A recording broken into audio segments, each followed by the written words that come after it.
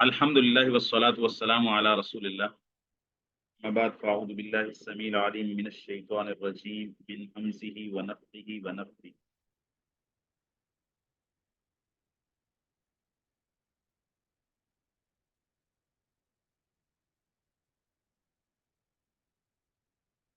آیت نمبر ہاں آیت نمبر 8 کہتے ہیں کہ یہاں پر وَقُلْنَا فِي الْكِتَابِ یہ محذوف ہوگا کہ ہم نے اس قریت کتاب جو بنی اسرائیل کی طرف موسیٰ علیہ السلام پہ نازل کی، تو اس کتاب میں ہم نے کہا عسیٰ ربکم، قریب ہے کہ تمہارا رب ان یرحمک، تم پر رحمت کرے، بعد المرات الثانیت یعنی دوسرے دفعہ کے فساد اور نافرمانی کے بعد تمہارا رب تم پر رحمت کرے، امید ہے کہ تمہارا رب تم پر رحمت کرے، ای بعد المرات الثانیت، دوسری دفعہ کے بعد، ان تبتم، اگر تم توبہ کر لو تو اللہ تعالیٰ رحمت کرے گا اور اللہ تعالیٰ تمہارے گناہ معاف کر دے گا اور تمہاری وہ سارا اللہ تعالیٰ جاہ و جلال واپس کر دے گا۔ وَإِنْ عُدْتُمْ، اور اگر تم لوٹے، ای الی الفساد، فساد کی طرف، دوبارہ فساد کیا، تیسری دفعہ پھر فساد کیا، عودنا، تو ہم بھی دوبارہ تمہیں ہلاک کریں گے، تمہارا دوبارہ سزا دیں گے۔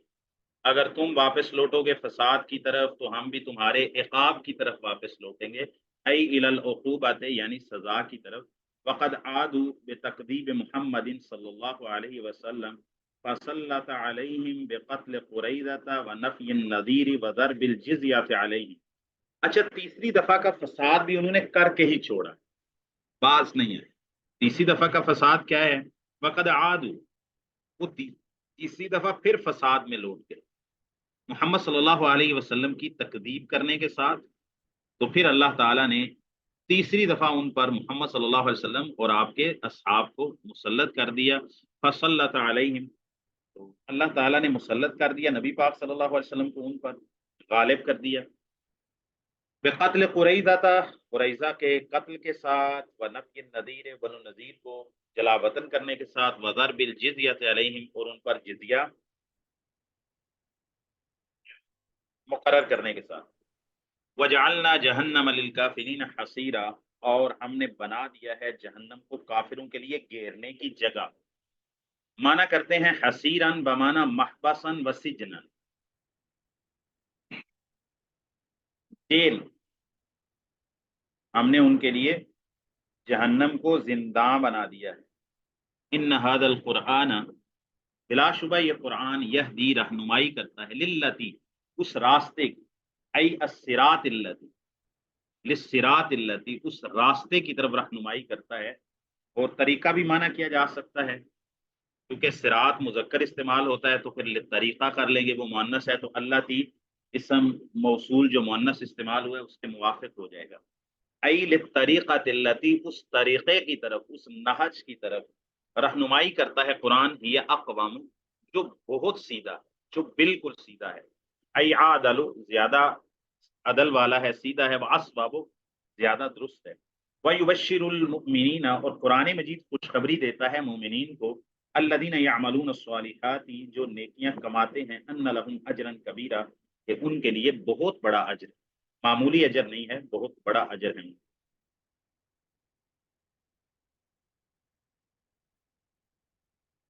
وَأَنَّ الَّذِينَ لَا يُؤْمِنُونَ بِالْآخِرَةِ، کہتے ہیں کہ یہاں پر یخبر کا معنی محذوف ہوگا، جیسے مومنین کے لیے کہ قرآن مجید سیدھے، قائم اور ٹھوس راستے کی طرف رہنمائی کرتا ہے، اور ساتھ ہی مومنین کو جو نیکیاں کماتے ہیں خبر دیتا ہے، خوشخبری دیتا ہے اجر عظیم کی، بڑے اجر کی، اجر کبیر کی۔ تو اسی طرح قرآن مجید خبر دیتا ہے اس بات کی، ان الذین، کہ بے شک وہ لوگ، لا یؤمنون بالآخرۃ، جو آخرت کے دن پر ایمان نہیں لاتے، اعتدنا، ہم نے تیار کر رکھا ہے، ای اعددنا، باب فعال سے ہم نے تیار کر رکھا ہے، لہم، ان کے لیے، عذابا علیما، ای عذابا مؤلما، تکلیف دینے والا، درد دینے والا عذاب تیار کر رکھا ہے، ہوا النار، اور وہ آگ ہے، وہ عذاب آگ ہے۔ وَيَدْعُ الْإِنسَانُ بِالشَّرِّ، انسان دعا کرتا ہے شر کی، برائی کی، ہلاکت کی، اپنے لیے ہلاکت کی دعا کرتا ہے جیسا کہ اپنے لیے اچھائی کی دعا کرتا ہے۔ اب اس کا ترجمہ پہلے، انسان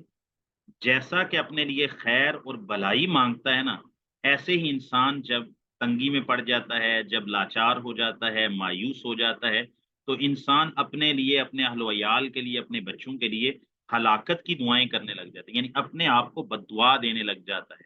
جیسا کہ وہ اللہ تعالیٰ سے خیر مانگتا ہے اپنے لیے، اپنی اولاد کے لیے، اپنے گھر والوں کے لیے، اللہ سے خیر مانگتا ہے، اچھائی مانگتا ہے، مال مانگتا ہے، سکون مانگتا ہے، نعمت مانگتا ہے، تو جب وہ مایوس ہو جاتا ہے، جب اس پر گزران تنگ ہو جاتا ہے، تو وہ اپنے لیے شر کی دعا کرتا ہے، برائی کی دعا کرتا ہے، اپنے آپ کو بد دعائیں دیتا ہے، یا اللہ مجھے مار دے، میرے بچوں کو مار دے، یہ مر جائیں، فلاں ہو جائیں، اس زندگی کا کیا فائدہ ہے، اس سے تو بہتر ہے مجھے قبر میں مجھے موت ہی آ جائے، اس طرح کی دعائیں کرتا ہے، ٹھیک ہے۔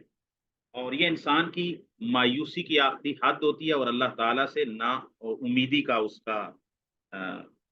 ایک مقام ہوتا ہے۔ وَيَدْعُ الْإِنسَانُ، اور انسان دعا کرتا ہے بِالشَّرِّ، شر کے ساتھ، عَلَى نَفْسِهِ، یعنی اپنے نفس کے خلاف۔ اچھا، دعا، دعا لہو، دعا علیہ، جب دعا یدعو لام کے صلہ کے ساتھ متعدی ہوتا ہے تو پھر اس کا معنی ہوتا ہے کہ کسی کے حق میں دعا کرنا، اور علیہ کا معنی ہوتا ہے بد دعا کر، بد دعا کر۔ وَيَدْعُ الْإِنسَانُ بِالشَّرِّ عَلَى نَفْسِهِ وَأَهْلِهِ إِذَا ضَجِرَ، جب انسان تنگی میں پڑ جاتا ہے تو اپنے نفس، اپنے آپ اور اپنے اہل کے حق میں بد دعا کرنے لگتا ہے، برائی کے ساتھ، شر کی۔ دعا ہو یعنی کا دعائے ہی، یہ اصل میں منصوب بنزع الحافظ ہے، کا دعائی ہی، جیسا کہ اس کا دعا کرنا ہوتا ہے بالخیر، بلائی کا اپنے لیے، دعا ہو اس کے اس دعا کرنے کی طرح، ای کا دعائی ہی لہو، جیسے کہ وہ دعا کرتا ہے اپنے لیے، بالخیر، بلائی کی، جیسے وہ اپنے حق میں بلائی کی دعا کرتا ہے، اچھائی کی دعا کرتا ہے، نعمتوں کی دعا کرتا ہے، نعمتیں مانگتا ہے، اسی طرح جب انسان تنگی میں پڑ جاتا ہے، مایوس ہو جاتا ہے، ناشکرا ہو جاتا ہے، دنیا کی مصیبتیں، مصائب، تکالیف، آلام پر صبر نہیں کر سکتا، تو اس وقت وہ اپنے اور اپنے اہل و عیال کے خلاف بد دعا کرنا شروع کر دیتا ہے۔ وَكَانَ الْإِنسَانُ عَجُولًا، اور جن سے انسان، تمام انسان نہیں، جن سے انسان عجلت پسند ہیں، جلد باز ہیں،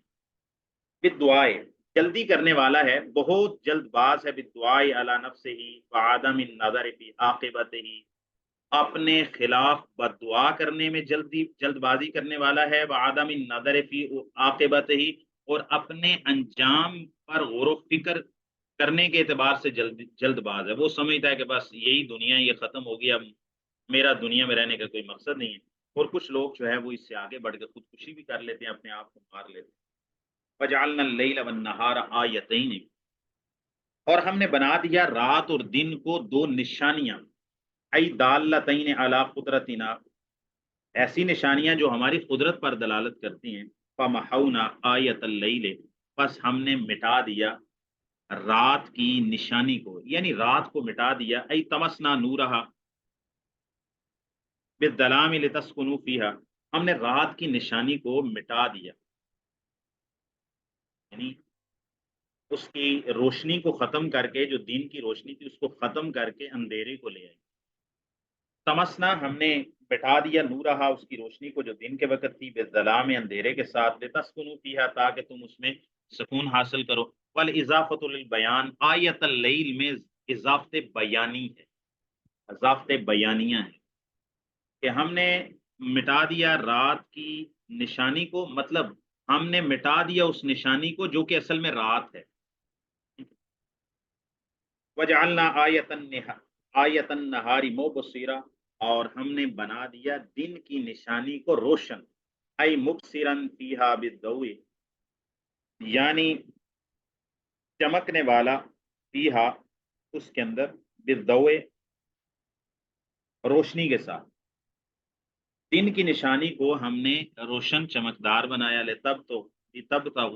تاکہ تم تلاش کرو ہے اس النہار دن میں، فضلا من ربکم اپنے رب کی طرف سے فضل تلاش کرو، بالکسب کمانے کے ساتھ، معاش کے ساتھ، ولتعلموا اور دن اور رات کا جو ہیر پھیر ہے یہ کس اعتبار سے ہے، ولتعلموا تاکہ تم جان لو، سیکھو، بہما ان دن اور رات کے آنے جانے سے، عدد السنین والحساب سالوں کی گنتی اور حساب کتاب، مہینوں کا حساب، سال سالوں کا حساب،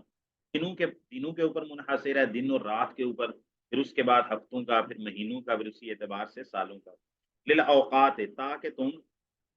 دنوں سالوں کی گنتی اور وقت وقت کا حساب، یہ اب پہلا پہر ہے، یہ دوسرا پہر ہے، یہ شام ہو گئی ہے، یہ رات ہو گئی ہے، یہ نصف اللیل ہو گئی، تو اس کو آپ جان سکو، اس لیے ہم نے دن اور رات میں فرق کیا ہے، وَكُلَّ شَيْءٍ اور ہر وہ چیز یحتاج الیہ جس کا ضرورت ہو سکتی تھی انسان کو، فصلناہ تفصیلا ہم نے اس کو کھول کر بیان کر دیا، پوری طرح کھول کے بیان کرنا، ای بیناہ تبیینا ہم نے اس کو بیان کر دیا ہے، بیان کرنا پوری طرح، وکل انسان ہر انسان، الزمناہ ہم نے لٹکا دیا ہے، لازم کر دیا ہے، طائرہ اس کا نصیب، یہ معنی بھی کرتے ہیں اس کا نصیب، ای عملہ یعنی اس کا عمل، یحملہ جس کو وہ اٹھائے ہوئے ہے، پیونوں کے ہی اس کی گردن میں اس کو لٹکا دیا ہے،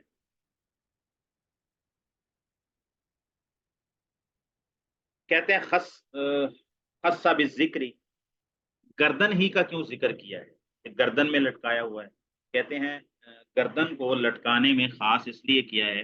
لأن اللزوم فیہ اشد کیونکہ گردن میں لٹکی ہوئی چیز، جو گردن میں پڑی ہوئی چیز ہوتی ہے نا، جیسے کسی کے گردن کے اندر بیڑی پڑی ہو، کسی کے گردن میں کوئی ہار پڑا ہو، کسی کے گردن میں کسی کا کپڑا ہو، گردن میں کسی کا ہاتھ ہو، گردن میں کسی کوئی رسی ہو، تو گردن میں پڑی ہوئی چیز اس کی پکڑ اور اس کا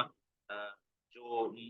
انسان کے جسم کے ساتھ ملازمت ہے وہ زیادہ سخت ہوتی ہے، تو اللہ تعالیٰ نے یہ نہیں کہا کہ اس کے ہاتھ میں لٹکا دیا ہے یا اس کے پاؤں میں لٹکا دیا ہے،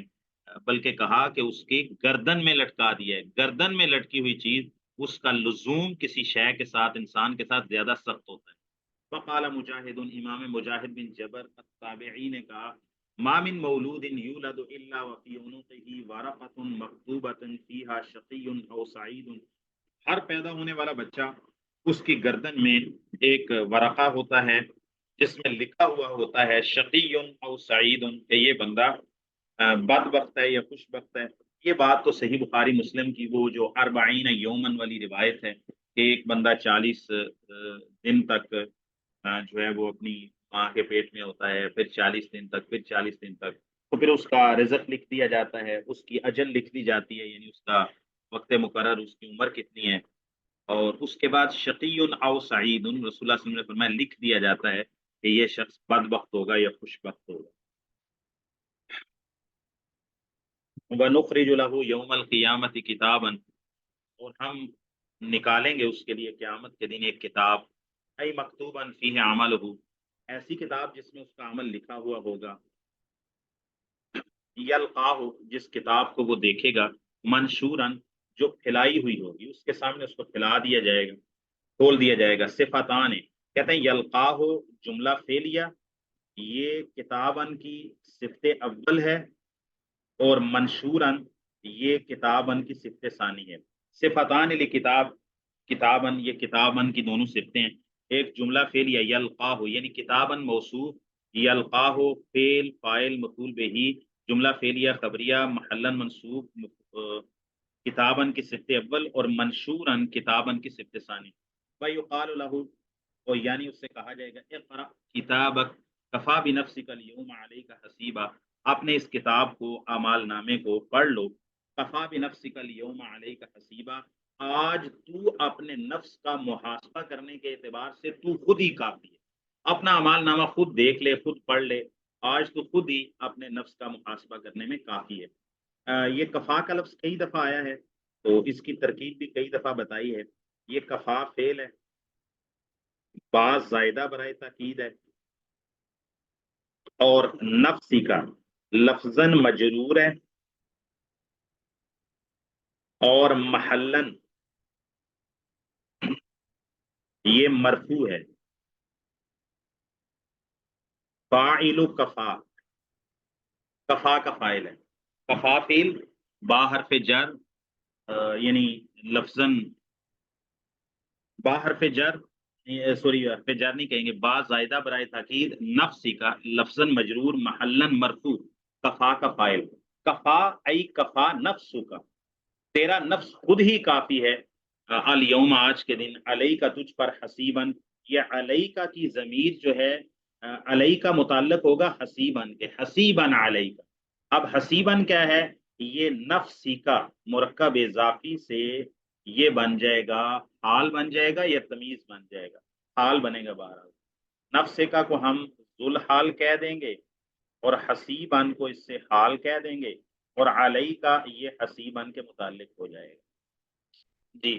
آج تو اپنے نفس پر محاسبہ کرنے میں خود ہی کافی ہے. محاسبہ من اهتدى فانما يهتدي لنفسه، جو ہدایت یافتہ ہوا یعنی ہدایت کے راستے پہ چلا، وہ اپنے نفس کے لیے ہی اس نے ہدایت کا راستہ چنا ہے. لأن ثواب اهتدائه له، کیونکہ اس کے ہدایت یافتہ ہونے کا ثواب اور اجر اور فائدہ اس کے نفس کو ہی ملے گا. ومن ضل فانما يضل عليها، اور جو کوئی گمراہ ہوا بس سوائے اس کے نہیں، وہ گمراہ ہوتا ہے علیہا، اس نفس ہی کے خلاف. علیہا کا ترجمہ کریں گے، لہو کا معنی نفس کے حق میں، علیہا کا معنی نفس کے برخلاف. اس کا ہدایت پانا نفس کے حق میں ہے، اپنے ہی نفس کے حق میں ہے، اور اس کا گمراہ ہونا اس نفس ہی کے خلاف ہے. کسی اور کو اس کی کوئی پرواہ نہیں ہے، کسی اور انسان جن فرشتے کو اس کا کوئی نقصان نہیں ہونے والا. اور اس کی مثال بلکہ اس کی توضیح بذات خود آگے ولا تازر وازرۃ وزر اخرى میں آ رہی. لأن اثمہ علیہا، کیونکہ اس کا گناہ اس کے اس نفس پر ہی پڑنے والا ہے. ولا تازر کہتے ہیں تازیرہ کے اندر، ولا تازیرو کے اندر یہ واحد مؤنث غائب کا صیغہ ہے. یا ضمیر کس کی طرف لوٹے گی؟ کہتے ہیں مراد نفس ہے نا، اور نفس جو لفظ ہے یہ مؤنث استعمال ہوتا ہے عربی زبان کے اندر، نفس مؤنث استعمال ہوتا ہے. ولا تازیرو، اور نہیں بوجھ اٹھائے گی، بازرتن یہ تو اس کا مراد اس سے نفس ہے. اور کہتے ہیں کہ یہ نفس جو ہے نا یہ موصوف ہے جو کہ محذوف ہے، اور وازرتن اس کی صفت ہے. یعنی اصل عبارت یہ ہے ولا تزر نفس وازرتن، نہیں اٹھائے گی بوجھ، لا تزر نہیں بوجھ اٹھائے گی کوئی بوجھ اٹھانے والی جان، کوئی گناہگار جان، ای لا تحملو یعنی نہیں بوجھ اٹھائے گی کوئی جان، وزرا بوجھ کو، اخرا ای نفس اخرا دوسری جان کا، وما کننا معذبین اور نہیں ہم عذاب دینے والے، احدن کسی ایک کو یا کسی قوم کو، حتی نبعث رسولا یہاں تک کہ ہم رسول بھیج دیں، یبین له ما یجب علیہ جو واضح کر دے اس بندے کے لیے کہ کیا اس پر واجب ہے. کچھ دن پہلے میرے پاس ایک سوال آیا ہے، سوال کرنے والا مجہول تھا، تو اس نے کہا کہ بھائی اللہ تعالیٰ فرماتے ہیں کہ ہم اس وقت تک عذاب نہیں دیتے کسی کو جب تک کہ ہم اس کے پاس کوئی ڈرانے والا نہ بھیج دیں. تو کہتے ہیں میرے پاس تو ڈرانے بندہ کہتا ہے میرے پاس تو ڈرانے والا کوئی نہیں آیا. اچھا اس کا سوال سننے کے بعد نا آڈیو میں سوال تھا، تو میں نے پہلا اندازہ یہ لگایا بندہ قادیانی ہے، یہ اصل میں نا کسی اور طرف بحث کو لے کے جا رہا ہے. دوسرا میرے ذہن میں خیال یہ آیا کہ بندہ رافضی ہے، کیونکہ شیخ الاسلام نے تیمیہ رحمہ اللہ کی نا منہاج السنت نبویہ میں نے الحمدللہ پڑھنی شروع کی، تو اس سے وہ امامت کے حوالے سے جو ابن المطہری کیا نام ہے اس کا، جو وہ دلائل دیتا ہے نا کہ امامت حجت خداوندی ہوتا ہے، اور اگر رسول چلے گئے اس دنیا سے تو اس کے بعد پھر کسی کو تو حجت ہونا چاہیے، تو ایسے ایسے وہ ساری باتیں بتا کے. تو جس بندے نے مجھے سوال بھیجا تھا نا، ایک اپنے ہی مسلمان بھائی نے بھیجا تھا، تو میں نے اس کو کہا کہ یار بندے کا پتہ کرو. جواب تو میں نے دے دیا، کئی آڈیو میسج کے اندر جواب دیا کہ رسول کے آنے کا مطلب یہ ہے کہ بھئی ہر بندے کو آگے رسول خود ملاقات کرے، تو وہ سارا قرآن و سنت کے دلائل سے میں نے سمجھایا. تو میں نے کہا یار بندے کا پتہ کرو یا بندہ یہ سوال کرنے والا، یہ اس کا اصل سوال نہیں ہے، اس سوال سے اس نے آگے نتیجہ نکالنا ہے، یا یہ بندہ قادیانی ہے تو وہ کہے گا کہ ہمارے پاس یا پنجابیوں کے پاس یا ہندوستانیوں کے پاس تو کوئی رسول نہیں آیا، تو اس نے پھر وہ کان دجال کی یعنی پہلے اس سے اجرائے نبوت کا استدلال کرنا ہے، اجرائے نبوت کے بعد پھر قادیانی دجال کی جھوٹی نبوت کا اس نے اس بات کرنے کی کوشش کرنی ہے۔ اور دوسرا یہ عقیدہ امامت یہاں سے ثابت کرنا چاہتا ہے کہ کسی کو تو حجت خداوندی ہونا چاہیے۔ تو چلو قادیانیوں کا تو جواب دیں گے، لیکن کیا نام ہے ان کا، رافضیوں کا جواب پہلے دے دیتے ہیں۔ تو بھائی صاحب اگر آپ کہتے ہیں کہ بھئی کسی کو تو حجت خداوندی ہونا چاہیے جب رسول دنیا میں آنے ختم ہو گئے آخری رسول کے بعد، تو پھر 700 800 سال سے بلکہ زیادہ عرصہ 1000 سال ہو گئے ہیں، کیونکہ 279 یا 200 یہاں پہ ان کا 12ویں امام غائب ہوئے تھے، تو پھر 1000 یا 1100 سال سے تو آپ پر بھی حجت تمام نہیں ہو رہی۔ اگر اس کا یہی مطلب ہے کہ کسی کو حجت پورا کرنے کے لیے ہمیشہ لوگوں کے سامنے رہنا چاہیے، تو پھر وہ 1100 سال سے جو غار میں ہیں، نہ وہ رہنمائی کر سکتے ہیں، نہ حلال و حرام بتا سکتے ہیں، نہ حجت بتا سکتے ہیں، نہ کسی کے سامنے آ کے، تو وہ آپ کا دعویٰ بھی جھوٹا ثابت ہو جاتا ہے، ٹھیک ہے؟ تو یہ ان کا ایک جواب ہے، باقی پھر اس پر بات ہے۔ تو اب یہ میرا ذکر کرنے کا مقصد پتہ کیا ہوتا ہے؟ کہ بعض اوقات ہمیں خود بھی پتہ نہیں ہوتا کہ کیسے کیسے گمراہ لوگ کن کن آیات سے کیا کیا غلط استدلال کرتے ہیں۔ یہ تو مجھ سے سوال کیا تو میں نے کہا اچھا بندہ کہاں سے بول رہا ہے، انہوں نے کہا پھر میں پتہ کر کے بتاؤں گا، انہوں نے پتہ کیا تو انہوں نے کہا مجھے لگتا ہے بندہ رافضی ہے، تو میں نے کہا پھر میرا اندازہ صحیح نکلا۔ اچھا جی، وَإِذَا أَرَدْنَا أَن نُهْلِكَ قَرْيَةً، اور جب ہم ارادہ کریں کہ کسی بستی کو ہلاک کریں، امرنا، ہم حکم دیتے ہیں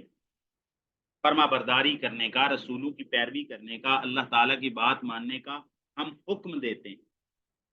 یہ حکم دینے میں رک کر ترجمہ کرنا ہے کہ حکم دینا مطلب یہ نہیں کہ ہم ان کے آسائش والے لوگوں کو حکم دیتے ہیں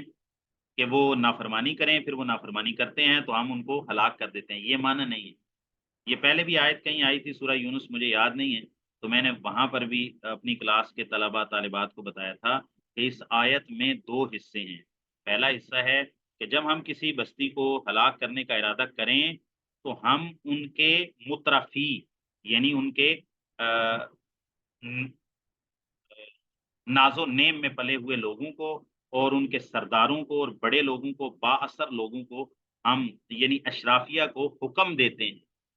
کیا حکم دیتے ہیں؟ اطاعت کرنے کا، فرمانبرداری کرنے کا، رسولوں کی اتباع کرنے کا، فرمانبرداری کرنے کا۔ پھر وہ فرما برداری نہیں کرتے تو آگے جملہ ہے فَفَسَقُوا، پھر وہ ہمارے حکم کی نافرمانی، جو حکم ہم نے انہیں دیا تھا نا کہ آپ اطاعت کرو، فرما برداری کرو، رسولوں کے پیچھے چلو، جو حکم ان کو دیا وہ نہیں پورا کرتے تو ان پر اتمام حجت ہو جاتی ہے، تو پھر ان کو ہم عذاب دے کے ہلاک کر دیتے ہیں۔ یہ 2 الگ الگ چیزیں، امرنا مترفی، ہم حکم دیتے ہیں ان کے آسائش زدہ لوگوں کو، ان کے امراء کو، ان کے رؤساء کو، ان کے شافیہ کو حکم دیتے ہیں۔ اچھا امراء کو ہی حکم دینے کا کیا مطلب ہے؟ مطلب یہ ہے کہ جو امراء ہوتے ہیں، رؤساء ہوتے ہیں، سردار ہوتے ہیں، قبائل کے بڑے ہوتے ہیں، عام طور پہ باقی جو عوام الناس ہوتے ہیں وہ ان کے پیروکار ہوتے ہیں، وہ جس طرف کو جاتے ہیں وہ اسی طرف کو جاتے ہیں۔ ان کو پہلے تبلیغ بعض جیسے نبی پاک صلی اللہ علیہ وسلم نے قیصر روم کو خط لکھا اور پرویز کو خط لکھا اور دوسرے لوگوں کو خط لکھا کہ، اور وہ صحیح بخاری میں جو حدیث ہے جو ابو سفیان رضی اللہ تعالیٰ عنہ سے ہے ہرقل کے سامنے، تو اس حدیث میں یہ لفظ ہے، رسول اللہ صلی اللہ علیہ وسلم نے فرمایا اگر تو ایمان لے آئے نا تو تجھے تیرے سارے پیروکار جو کہ کسان ہیں، نصرانی ہیں، ان سب کا تجھے ثواب ملے گا، اور اگر تو نے نافرمانی کی تو تیری وجہ سے، تیری پیروی میں یہ بھی کفر پر ڈٹے رہیں گے۔ تو رسول اللہ صلی اللہ علیہ وسلم نے فرمایا اس خط کے اندر یہ جتنے فلاحین ہیں، کسان ہیں، ان سب کا گناہ بھی تیرے پیٹے میں پڑے، ٹھیک ہے؟ تو اسی لیے اللہ تعالیٰ فرماتے ہیں جب ہم کسی بستی کو ہلاک کرنے کا ارادہ کریں تو ہم پہلے اتمام حجت کرتے ہیں، رسول بھیجتے ہیں، دعوت بھیجتے ہیں۔ وہ دعوت سب سے پہلے رؤساء کے پاس جاتی ہے، جیسے نبی پاک صلی اللہ علیہ وسلم قریش مکہ کے پاس لے کے گئے، بنو ہاشم کے بڑوں کے پاس لے کے گئے، ابو جہل اور اس طرح کے لوگوں کو، عتبہ شیبہ وغیرہ کو دعوت دی، پھر اس طرح طائف کے بڑوں کے پاس دعوت لے کے گئے، تو پھر وہ اس دعوت کو نہیں مانتے. جب وہ نہیں مانتے تو ان کے پیروکار بھی اکثر طور پر نہیں مانتے, ساری بستی ہی نافرمان ہو جاتی ہے. جب اشرافیہ نے انکار کر دیا تو جو ان کے تابع لوگ تھے انہوں نے بھی انکار کر دیا, تو پھر ان پر اتمام حجت ہو جاتی ہے, پھر اللہ تعالیٰ اس بستی کو ہلاک کرتا ہے. امرنا, اللہ تعالیٰ یہ نہیں کہتے, یعنی اس آیت کا یہ مطلب نہیں ہے, میں پھر گزارش کر رہا ہوں, اس آیت کا یہ مطلب نہیں ہے کہ ہم حکم دیتے ہیں ان کی اشرافیہ کو نافرمانی کرنے کا, یعنی اللہ تعالیٰ کی طرف سے حکم ہوتا ہے, یہ نہیں. ورنہ نعوذ باللہ اس کا معنی بھی غلط ہو جائے گا, اور یہ تقدیر کے معنی میں بھی جو ہے وہ پھر کافی اعتراضات آ جائیں گے, اور یہ قرآن مجید پر بھی اعتراض آ جائے گا کہ اللہ تعالیٰ تو خود ہلاک کرنے کے لیے ہی ایسا کرتے ہیں, نعوذ باللہ. ٹھیک ہے, تو معنی یہ نہیں ہے. اور سیوطی صاحب نے بھی اس بات کی وضاحت کی ہے, امام سیوطی نے بھی اس بات کی وضاحت.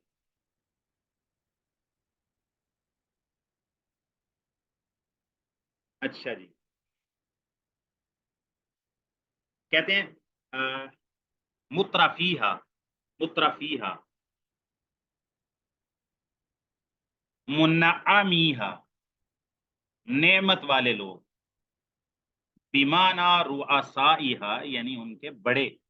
بطاعت امرنا ہم حکم دیتے ہیں ان کے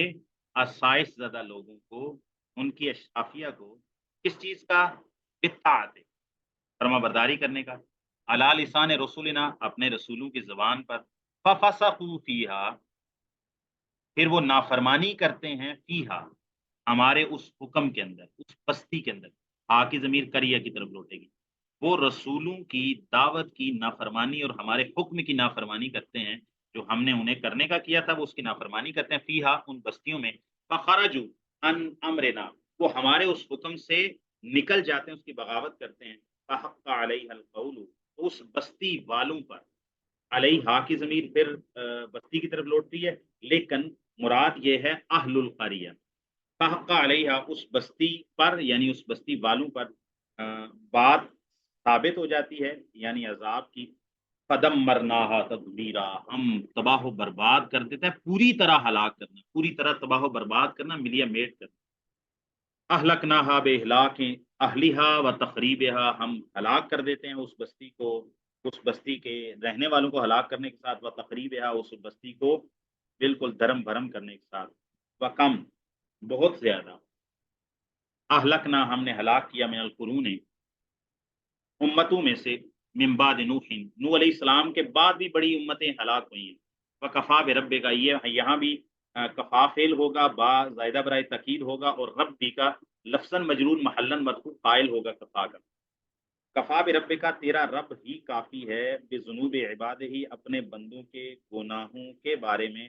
خبیراً بصیرہ پوری طرح خبردار, پوری طرح دیکھنے والا, عالم ببواطنہا ان کے باطنوں کو جاننے والا, و ظواہرہا اور ان کے ظاہر کو, و بہی یتعلق بالذنوب کہتے ہیں بہی کا لفظ جو ہے نا یہ ذنوب کے متعلق ہے.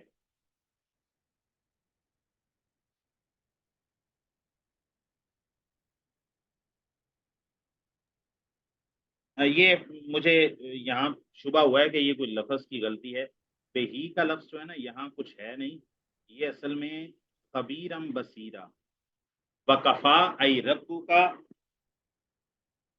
خبیرم بصیرم بذنوب عبادہ, یہ اصل اس کا جو ہے نا ترکیب بنتی.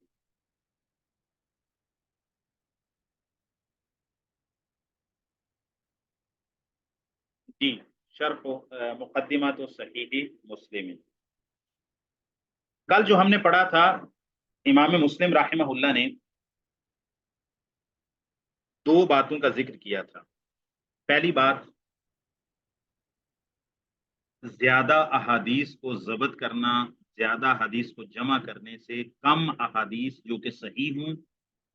وہ ضبط کر لینا, ان کو سمجھ لینا, ان کا گہرا فہم حاصل کر لینا آسان بھی ہے اور بہتر بھی ہے. اچھا, خاص طور پہ ان لوگوں کے حق میں جن کے لیے صحیح و ضعیف میں تمیز نہیں ہوتی, عوام الناس میں. ہاں, زیادہ حدیث, تمام طرق, تمام حدیث, اس میں صحیح بھی ضعیف بھی ہر طرح کی حدیث کا مجموعہ پاس ہونا ان لوگوں کے لیے فائدہ مند ہو سکتا ہے جن کے پاس تیقظ موجود ہے، جن کے پاس بیداری موجود ہے، ذہانت، فطانت، علم، فن، مہارت، اسباب حدیث کے بارے میں، اسانید حدیث کے بارے میں، علل حدیث کے بارے میں مہارت موجود ہے، تو اس کے لیے یہ فائدہ دے سکتا ہے، وہ اس سے استفادہ بھی کر سکتا ہے، دوسرے لوگوں کو بھی فائدہ دے سکتا ہے۔ لیکن عوام الناس کے لیے یہ کام نہیں۔ عوام الناس تھوڑی احادیث ہوں، ان کو پڑھ لیں، سمجھ لیں، فہم حاصل کر لیں اور اپنی عملی زندگی میں ان کو اپنا لیں، یہی ان کے لیے کافی۔ اچھا، دوسری بات، امام مسلم فرماتے ہیں کہ اب ہم ابتدا کرتے ہیں، جس کا آپ نے مطالبہ کیا اس کی تالیف کی ابتدا کرتے ہیں، ایک شرط پر، ایک طریقے پر، ایک نہج پر۔ وہ نہج کیا ہوگا کہ ان حدیثوں کا مجموعہ جو نبی پاک صلی اللہ علیہ وسلم سے باسند بیان کی گئی ہیں، ہم ان کو 3 حصوں میں تقسیم کریں گے کہ جو نبی پاک صلی اللہ علیہ وسلم سے باسند روایتیں بیان کی جاتی ہیں، حدیث بیان کی جاتی ہیں، ان کی ہمارے نزدیک، یعنی امام مسلم فرماتے ہیں 3 قسمیں ہو سکتی ہیں۔ اچھا، اور بیان کرنے والے روات کی وہ بھی 3 ہی قسمیں ہو سکتی ہیں۔ تو پہلے میں بتا دیتا ہوں، امام مسلم رحمہ اللہ نے راویوں کے ثقہ و اوثق ہونے کے اعتبار سے، یا کم ثقہ ہونے کے اعتبار سے، یا ضعیف اور ناقابل اعتماد ہونے کے اعتبار سے 3 راویوں کے طبقات بنائے ہیں۔ تو امام مسلم رحمہ اللہ آگے جا کے وضاحت فرمائیں گے کہ ہم پہلے طبقہ کے روات سے روایتیں اصول میں لیں گے، ان پر اعتماد کریں گے، اسی سے ہمارا اصل استدلال ہوگا، اور مطابقت اور شواہد کے اعتبار سے ہم دوسرے طبقے جو پہلے طبقے سے استقامت، اتقان، ثقاہت اور عدالت و ضبط میں پہلے طبقے سے قدرے کم ہیں، لیکن وہ بھی متروک نہیں ہے محدثین کے نزدیک، محدثین نے ان کو بالکل ناقابل بھروسہ قرار نہیں دیا، بلکہ وہ بھی محدثین کے ہاں قابل یعنی قابل التفاق سمجھے جاتے ہیں۔ تو ان پہلے طبقہ کی روایت ہم پوری پوری لیں گے، اور دوسرے طبقہ کی روایت ہم دیکھ کر چھان پھٹک کر کے لیں گے کہ دوسرے طبقہ کی روات اگر ثقات کی روایت سے موافقت کرتی ہے تو لیں گے، ورنہ ان کی روایت کو چھوڑ دیں گے۔ اور جو تیسرا طبقہ ہے وہ کذابین کا ہے، وہ متہم بالکذب لوگوں کا ہے، وہ مختلطین کا ہے، وہ کثیر الخطا والاوہام لوگوں کا ہے۔ تو ان تیسرے طبقے کی روایت کی طرف امام مسلم فرماتے ہیں ہم بالکل التفات ہی نہیں کریں گے۔ یعنی امام مسلم رحمہ اللہ نے لوگوں کے راویوں کے ان کی ثقہ اور ضعیف ہونے کے اعتبار سے، یا زیادہ ثقہ اور زیادہ ثقہ سے دوسرے درجے کے ثقہ ہونے، پہلے درجے کے ثقہ ہونا اور دوسرے درجے کا ثقہ ہونا، یعنی آپ ایسے کہہ سکتے ہیں اے پلس گریڈ اور اے گریڈ، ٹھیک ہے۔ اے پلس گریڈ کی روایات تو امام مسلم فرماتے ہیں پوری پوری لیں گے، جو اے گریڈ آتا ہے اس کے بعد اس کی روایتیں ہم بس کچھ لیں گے، اور وہ بھی ہم دیکھ کر ان کی تقابل کر کے دوسرے ثقات کی روایات کے ساتھ کی کوئی مخالفت نہ ہوتی ہو تو ہم اے پلس کی روایتوں کے بعد اے گریڈ کے راویوں کی روایت بھی لے لیں گے، لیکن جو بی سی ڈی گریڈ میں آتے ہیں ان کی روایتیں ہم لیں گے ہی نہیں، وہ صحیح مسلم میں آپ کو وہ روایتیں نہیں ملیں گی۔ جی، تو یہ آگے 2-3 صفحات میں یہ بحث آنی ہے، تو وہ یہاں پر ہی میں نے کہا چلو کچھ نہ کچھ اس کا خلاصہ آپ کے سامنے آ جائے۔ ہاں، دوسری 2 باتیں امام مسلم فرماتے ہیں کہ بھائی بغیر تکرار کے میں قصدن ایک حدیث کو بار بار نہیں لاؤں، 2 اسباب سے کسی حدیث کو دوبارہ لانا مجبوری بن سکتی ہے، ضرورت بن سکتی تو لاؤں گا۔ نمبر 1، کل جو پڑھا تھا اس میں کہ ایک تو وجہ یہ ہو سکتی ہے کہ ایک حدیث کا معنی دوسری حدیث کے معنی کا محتاج ہے، جب تک اس حدیث کو ایک حدیث کو لایا گیا ہے، اس حدیث کا معنی تب تک پورا نہیں ہوتا جب تک کہ دوسری حدیث کو بھی نہ لایا جائے، تو پھر وہاں پر تکرار آ سکتا ہے پہلی حدیث کے معنی کو پورا کرنے کے لیے، کیونکہ دوسری حدیث جو اسی طریق سے تعلق رکھتی ہے، یہ وہی متن ہے، وہی مضمون ہے اس کا، وہ ساری حجۃ الوداع کی روایتیں آ رہی ہیں۔ تو حجۃ الوداع کی روایت جابر ابن عبداللہ سے بھی آئی، حجۃ الوداع کی روایت عبداللہ ابن عباس سے بھی آئی، سیدہ عائشہ سے بھی آئی، ابو سعید خدری سے بھی آئی، عبداللہ ابن عمر سے بھی آئی۔ تو امام مسلم رحمہ اللہ فرماتے ہیں بھئی میں جابر ابن عبداللہ کی میں یہ مثال دے رہا ہوں، جابر ابن عبداللہ کی مثال کے طور پر پوری روایت جو کہ لمبی روایت ہے حجۃ الوداع کے سارے احوال کے بارے میں، وہ ساری نقل کر دوں گا اور میں دوبارہ نہیں لے کے آؤں گا جو پہلے ذکر کر چکا. لیکن سید عائشہ کی روایت کے اندر وہ بھی حجۃ الوداع کے بارے میں، اس میں کچھ مزید ایسی چیزیں ہیں جو جابر ابن عبداللہ کی روایت میں نہیں ہے. اور جابر ابن عبداللہ رضی اللہ تعالیٰ کی جو روایت ہے حجۃ الوداع میں، اس میں رسول اللہ صلی اللہ علیہ وسلم نے قربانی کرنے کا کیا طریقہ تھا، یا منا میں جو کنکریاں ماری تھیں پہلے دن کب ماری تھیں، اور دوسرے اور تیسرے دن ظہر سے پہلے ماری تھی یا ظہر کے بعد ماری تھی یا طلوع آفتاب کے بعد ماری تھی. اب یہ جابر بن عبداللہ کی روایت میں اگر ذکر نہیں ہے تو یہ ضرورت پڑ گئی تو پھر سیدہ عائشہ کی بھی حجۃ الوداع کی روایت اس معنی کی اضاء اور توضیح کے لیے میں لے آؤں گا، کیونکہ پہلی حدیث کے معنی کی وضاحت دوسری حدیث کو لانے کے اوپر جو ہے وہ معلق ہے. جب تک دوسری حدیث کو نہ لاؤں تو معنی پورا نہیں ہوتا، تو وہاں تکرار آ جائے گا. دوسرا ایک روایت آتی ہے، اس کی سند کے ساتھ ایک اور روایت ہے جو پہلی سند میں کسی راوی میں کوئی کلام ہے، کوئی راوی مدلس ہے، وہ ان کے ساتھ بیان کر رہا ہے، یا کوئی مختلط راوی آ گیا ہے، کوئی مستور راوی آ گیا ہے، کوئی روایت پہلی کے اندر ارسال ہو گیا ہے، کوئی انقطاع ہو گیا ہے. تو وہ روایت کی کمی کو پورا کرنے کے لیے ساتھ ہی میں دوسری سند ذکر کر دوں گا، اگرچہ آپ کو دیکھنے میں تکرار لگے گا، لیکن وہ تکرار اس لیے ہے کہ آپ کو وہ جو پہلی روایت کی سند کے اندر انقطاع کا شبہ تھا، ارسال کا شبہ تھا، تدلیس کا شبہ تھا، کوئی علت خفیہ کا شبہ تھا، یا اختلاط کا شبہ تھا، یا وہم کا شبہ تھا، تو وہ شبہ دور کرنے کے لیے پھر اس روایت کی سند کو دوبارہ بھی لایا جا سکتا. تیسری بات امام مسلم رحمہ اللہ نے فرمایا، یا تو ہم تفصیل بیان کر دیں گے، او ان نفصل ذلك المعنى من جملۃ الحدیث علی اختصارہ اذا امکن. کہتے ہیں کہ بھائی اگر ایک حدیث کو مجموعی طور پر مختصر ذکر کرنے سے حدیث کے معنی کی تفصیل ہو سکتی ہو، ممکن ہو، تو ہم حدیث کو مختصر کر کے ذکر کر دیں. ایک حدیث ہے نا لمبی ہے، تو امام مسلم رحمہ اللہ اس کو کتاب الصلاۃ میں لے کے آ رہے ہیں، تو اس حدیث میں اختصار ممکن ہے. تو امام مسلم رحمہ اللہ فرماتے ہیں جہاں کسی حدیث کے مجموعے میں، مکمل حدیث میں جہاں اختصار ممکن ہوگا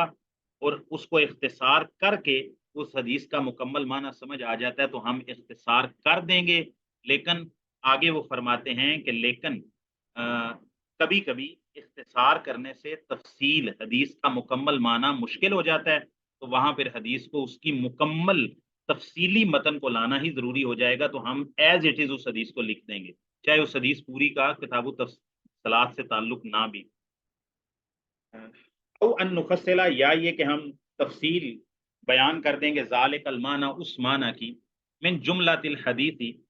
حدیث کے مجموعے سے، الاختصار ہی، اس کے اختصار پر ہی، اذا امکانہ، جب حدیث کا اختصار کرنا ممکن ہو، یعنی اختصار کے ساتھ اگر معنی سمجھ آ سکتا ہو تو ہم اختصار پر ہی اکتفا کر لیں گے. ولیکن تفصیلہ ربما عاصر من جملتہ، لیکن اس معنی کی تفصیل ربما، کبھی کبھار، عاصرہ، مشکل ہو جاتی ہے، من جملتہ ہی، حدیث کے مجموعے سے، حدیث کے مختصر مجموعے سے کبھی کبھار تفصیل مشکل ہو جاتی ہے. تو پھر کیا ہوتا ہے، اختصار کرنے سے اس کی تفصیل مشکل ہو جاتی ہے، اختصار کرنے سے پورا معنی کبھی سمجھ نہیں آتا، مشکل ہو جاتا ہے، تو پھر کیا کریں گے، فَإِعَادَتُهُ بِهَيْئَتِهِ، تو پھر اس وقت، ولیکن تفصیلہ، لیکن اس حدیث کے معنی کی تفصیل، ربما، کبھی کبھار، عاصرہ من جملتہ ہی، اس ساری اس کے مجموعے یا اختصار سے مشکل ہو جاتی ہے. فَإِعَادَتُهُ، بس اس کا اعادہ کرنا ہوگا، بِحَیْئَتِہِ، حدیث کی اسی حیت کے ساتھ، جیسے وہ متن آئے نا پورا کا پورا ہی نقل کرنا پڑے. اذا ذاق ذالک، جب ایسا تنگ ہو جائے، حدیث کو مختصر کرنے سے اگر حدیث کا معنی بگڑ رہا ہو، پوری طرح سمجھ نہ آ رہا ہو، تو پھر وہاں پر حدیث کو اس کی مکمل متن کے ساتھ جیسا کہ وہ آئی ہے سارے کے سارے متن کو ہی دہرا دیا جائے گا، پھر اختصار نہیں کریں گے. اچھا، یہ جو اسلم ہے نا، یہ خبر ہے، فَعِیَادَتُهُ بِحَیْئَتِهِ، یہ مبتدا ہے. فَعِیَادَتُهُ بِحَیْئَتِهِ اسلم، کہتے ہیں اس وقت حدیث کو اس کی اصل حالت پر ہی دوبارہ نقل کر دینا اسلم زیادہ سلامتی والا ہے، زیادہ بہتر ہے۔ کب اذا ذاق ذلک، جب حدیث کو مختصر کرنے سے حدیث کا معنی سمجھنا مشکل ہو رہا ہو، پھر حدیث کو دوبارہ مکمل طور پر دہرا دینا تکرار کے ساتھ اسلم، یہ زیادہ اسلم ہے، یہ زیادہ سلامتی والا ہے۔ فَأَمَّا مَا وَجَدْنَا فَأَمَّا مَا وَجَدْنَا بُدًّا مِنْ عِيَادَتِهِ بِجُمْلَتِهِ مِنْ غَيْرِ حَاجَةٍ مِنَّا إِلَيْهِ، کہتے ہیں ہاں رہا ما وجدنا بدًا، جب ہم نے کوئی سہولت پائی، کوئی گنجائش ملی، ہمیں کوئی چارہ ملا، من عیادت ہی، اس کو دہرانے سے، یعنی اس کو دہرانے سے ہمارا گزارا ہوتا ہوا کہ ہم اس کو نہ دہرائیں، بے جملت ہی، اس حدیث کو مکمل ایک ہی جگہ نقل کر کے دوبارہ دہرانے سے ہم مستغنی ہو سکتے ہوئے، من غیر حاجت منا الیہ، ہماری ضرورت کے نہ ہوتے ہوئے اس کو دوبارہ دہرانے کی طرف۔ جب حدیث کو ایک دفعہ مکمل نقل کر کے، اس کے مجموعے کو نقل کر کے دوبارہ اس کو لانے کی اگر ہمیں حاجت محسوس نہ ہوئی، اور چارہ ہوا کہ اس حدیث کو دوبارہ نہ لایا جائے، گزارا ہو جائے گا، معنی سمجھ آ جائے گا، فلا نتولا فعلہ، تو ہم اس حدیث کو دہرانے اور تکرار کرنے کا کی طرف ہم نہیں جائیں گے۔ فلا نتولا، ہم نہیں قصد کریں گے، فعلہ، اس کے تکرار کے کرنے کو، انشاءاللہ اگر اللہ تعالیٰ نے چاہا۔ اب جی طبقات کی قسم ہے جی، جو راوی امام مسلم جن روات سے، جن طبقات سے صحیح مسلم میں روایت لیں گے، ان کی تقسیم امام مسلم فرماتے ہیں، فَأَمَّا الْقِسْمُ الْأَوَّلُ، رہی پہلی قسم، یعنی راویوں کے طبقات کی، اور جن کی روایت امام مسلم پہلے درجہ میں قبول کریں گے، فَإِنَّا نَتَوَخَّى کا معنی نقصد،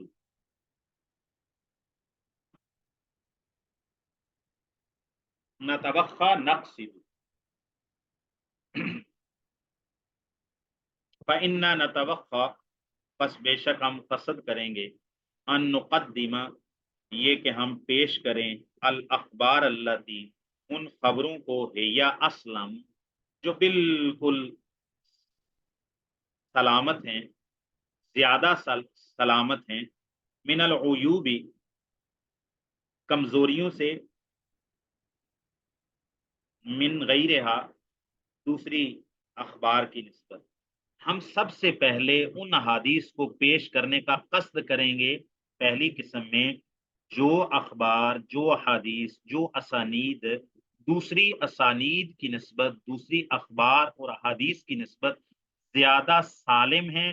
زیادہ سلامتی والی ہیں، عیوب سے، کمزوریوں سے، راویوں کے اندر کلام سے، ذوق وغیرہ سے، جو زیادہ سلامتی والی ہیں، ہم وہ نقل کریں گے، بالکل صاف ستھری،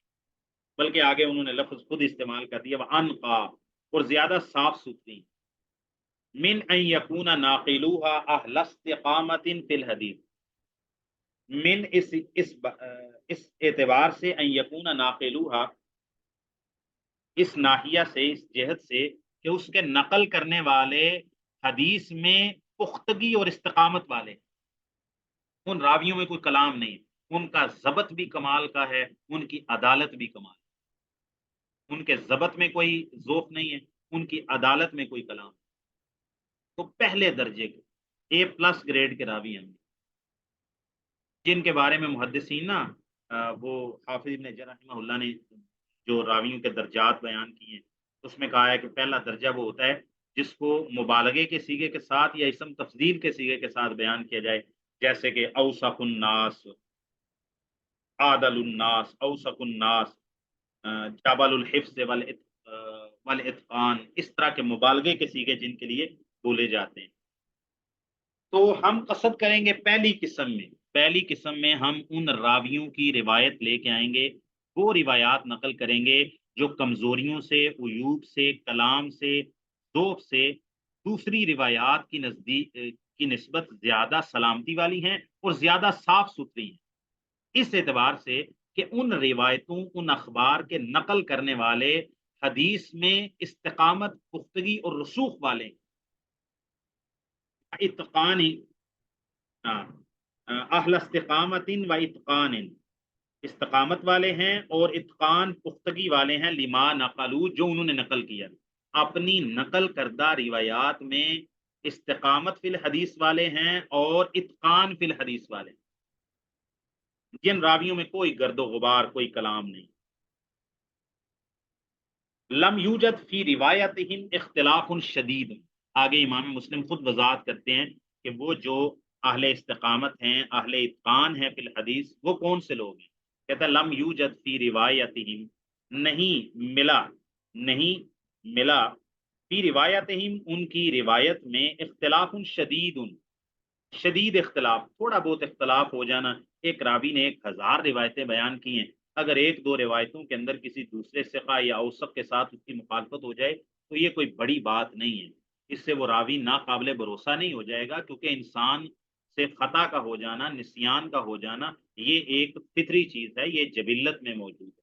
ٹھیک ہے نہ سی آدم و ناسیت ذریت ہو تو کسی ایک انسان کا بھول جانا 1000 روایات بیان کی ہیں امام زہری نے تو اس میں ایک دو روایتوں میں اگر وہ غلطی کر جاتے ہیں یا ایک دو روایتوں کے اندر تو یہ 0.11 پتہ نہیں کتنے % جا کے وہ ایک غلطی بنتی ہے تو یہ غلطی تو کوئی ایسی نہیں ہے جس کی وجہ سے ان کی روایتوں کو رد کیا جائے تو پہلی بات یہ ہے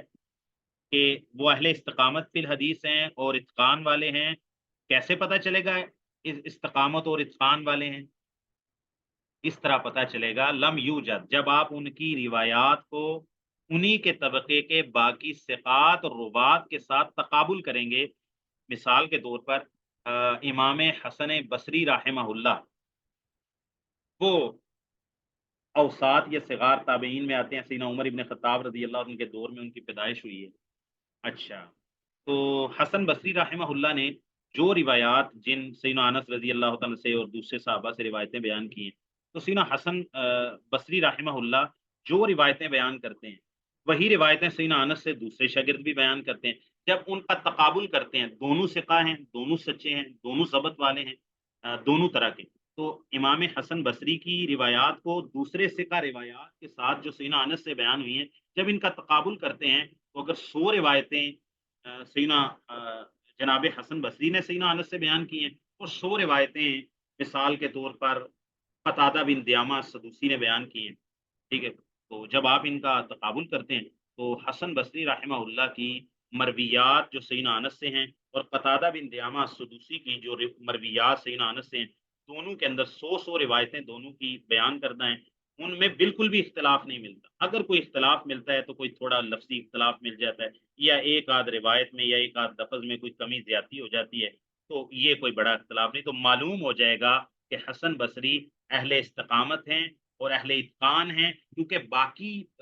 محدثین سے جو انہی کے طبقے کے اسی استاد سے وہ روایات بیان کرتے ہیں جو روایات اس استاد سے حسن بصری بیان کرتے ہیں جب ان کا آپس میں تقابل کیا جاتا ہے تو ان کی روایتوں میں اختلاف شدید نہیں ملتا دوسری بات ولا تخلیط فاحش اور نہ ہی کوئی بہت زیادہ اختلاط ملتا ہے اضطراب اب اختلاف اور تخلیط میں فرق کیا ہے یہ آگے ہم سمجھاتے ہیں بلکہ آپ سے پوچھتے ہیں کما قد اثر فیہ جیسا کہ اثر کا معنی اتلیا مجہول پڑھیں گے اتلیا جیسے کہ اطلاع پائی گئی ہے فیہ اس اختلاف شدید اور تخلیط فاحش پر اطلاع پائی گئی ہے علی کثیر من المحدثین وہ اکثر محدثین کی روایات میں وبان ذالک فی حدیثہم اور یہ اختلاف شدید اور یہ تخلیط فاحش ان روایت کرنے والے راویوں کی حدیثوں میں واضح ہو چکا ہے جب ان کا تقابل کیا جاتا ہے انہی کے طبقہ کے دوسرے روات سے تو ان کے اندر اختلاف شدید پایا جاتا ہے اسی طرح ان کے اندر تخلیط فاحش بھی پایا جاتا ہے تو جن قسم اول کے راویوں کی روایتیں امام مسلم رحمہ اللہ لینا چاہ رہے ہیں کہتا ہے جب ان کی روایتوں کو دیکھا جاتا ہے وہ اہل استقامت ہیں اہل اتقان ہیں پختگی والے ہیں ان کی روایتوں میں دو عیب نہیں پائے جاتے. پہلا، ان کی روایتوں میں اختلاف شدید نہیں ہے، تھوڑا بہت معمولی اختلاف ہو جانا، کوئی لفظی نزاع ہو جانا، یہ کوئی بڑی بات نہیں ہے. یا ایک نے روایت کو باللفظ بیان کر دیا، دوسرے نے روایت بالمعنی بیان کر دیا. ایک راوی نے بیان کیا جالس رسول اللہ صلی اللہ علیہ وسلم علی المنبر، اور دوسرے راوی نے بیان کیا قعد علی المنبر، اور تیسرا کہتا ہے کہ راکب علی المنبر. حالانکہ راکبہ کا لفظ عام طور پہ سواری کے لیے بولا جاتا ہے، لیکن جامد چیز کے لیے بھی راکبہ کا لفظ بول دیا جاتا ہے. اور تیسرا بولتا ہے ارتفع رسول اللہ صلی اللہ علیہ وسلم الی المنبر، ممبر کی طرف بڑھے یا ممبر کی طرف بلند ہوئے رسول اللہ صلی اللہ علیہ وسلم. یا چوتھا راوی کہتا ہے جاء الی المنبر. پانچواں کہتا ہے قام علی المنبر، تو ممبر پر پہلے بیٹھتے ہیں تو اس کے بعد خطبہ دینے کے لیے کھڑے ہی ہوتے ہیں نا. اب یہ پانچوں روایتوں کے اندر کوئی اختلاف نہیں ہے، قعد، جالسا اور قام علی المنبر، اور اسی طرح ذهب الى المنبر، جاء الى المنبر، ارتفع الى المنبر، اس میں کوئی فرق نہیں. کوئی بندہ کہ بھائی دیکھے اس میں تو اختلاف ہے، ایک قامہ بیان کرتا ہے ایک جالسا، نہیں، اس میں کوئی فرق نہیں کیونکہ سب کا معنی متقارب. تو اختلاف شدید نہیں ملتا، تخلیط فاحش نہیں ملتا. اب میرا آپ لوگوں سے سوال ہے، مصطلح الحدیث آپ نے بھی پڑھی ہے، تو اب مجھے بتائیں کہ اختلاف اور اختلاط میں فرق کیا ہے؟ کسی کو پتا ہو تو بتائے جی. راوی کی روایات میں اختلاف اور راوی کی روایات میں اختلاط، فرق کیا ہے؟ غور کریں جی اور بتائیں، ورنہ پھر میں انشاءاللہ.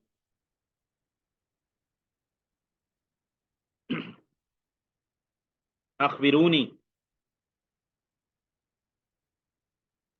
ارے جو جواب سوچتا ہو، اگر کوئی تھوڑا بہت سمجھ آتا ہے تو جواب دینا چاہیے، غلط بھی ہو جائے گا تو کوئی مسئلہ نہیں ہے. اختلاف تو اس کے درمیان، حدیث کے درمیان اختلاف ہے، اور اختلاط وہ ہے جو اس کے راوی کے پہلے اور اس کے بعد جو وہ فرق آ جاتا ہے ضبط میں. ہاں، یعنی آپ قریب قریب پہنچے ہیں لیکن مفہوم آپ نے واضح نہیں کیا. اختلاف اور اختلاط کا فرق آپ نے واضح نہیں کیا، لیکن کچھ نہ کچھ آپ نے جس کو کہتے ہیں نا کہ بہرحال کوشش ضرور کی ہے. اس کوشش کو غلط نہیں کہا جا سکتا. ہاں جی، اور کوئی؟ راوی کی روایات میں اختلاف ہونا اور راوی کی روایات میں اختلاط ہونا، دونوں میں فرق کیا ہے؟ کیا فرق ہے؟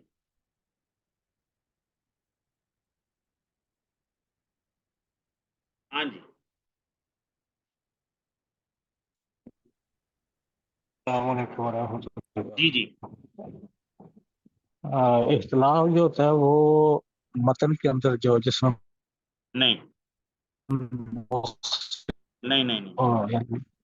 راوی اور جو اختلاط ہوتا ہے وہ یہ ہے کہ متن کا آگے پیچھے ہو جانا، یعنی هذا تفسیر مردود لا اقبلہ.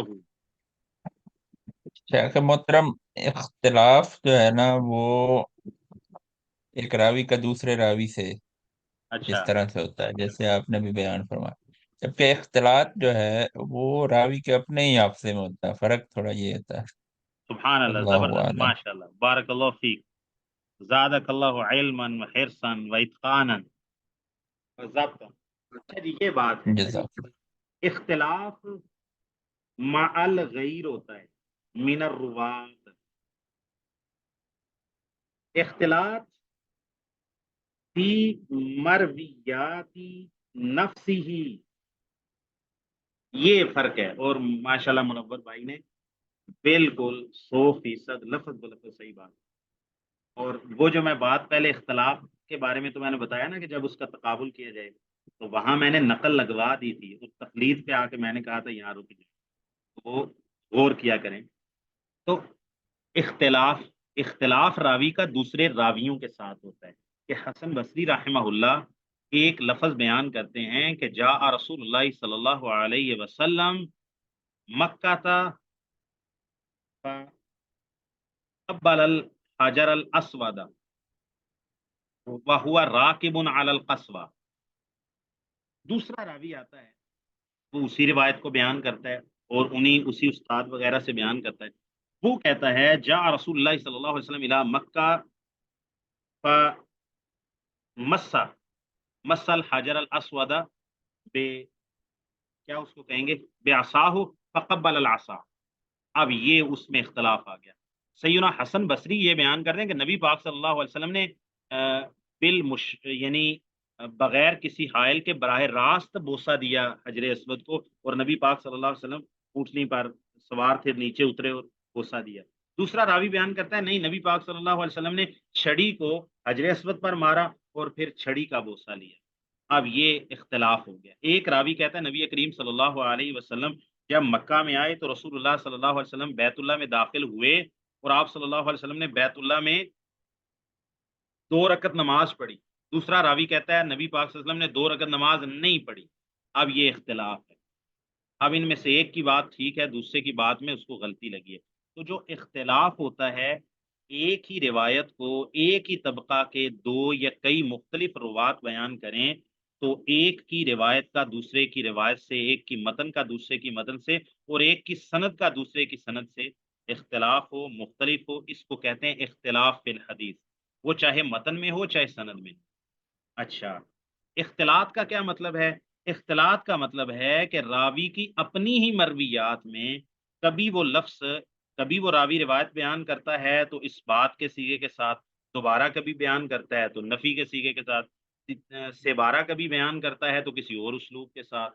اور کبھی پھر کبھی بیان کرتا ہے. یعنی ایک راوی نے اس سے سنا تو اس نے کہا کہ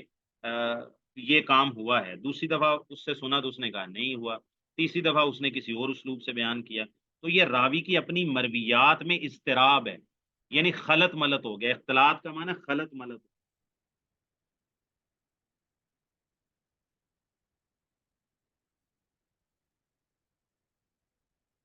اس کی اپنی روایتیں ہی آپس میں خلط ملط ہوگی, کبھی کچھ بیان کرتا ہے کبھی کچھ بھی.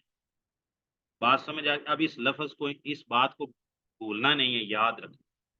کہ اختلاف دوسرے راویوں کے ساتھ جب اس کی روایات کا اسی کے طبقے کے دوسرے روات سے تقابل کیا جاتا ہے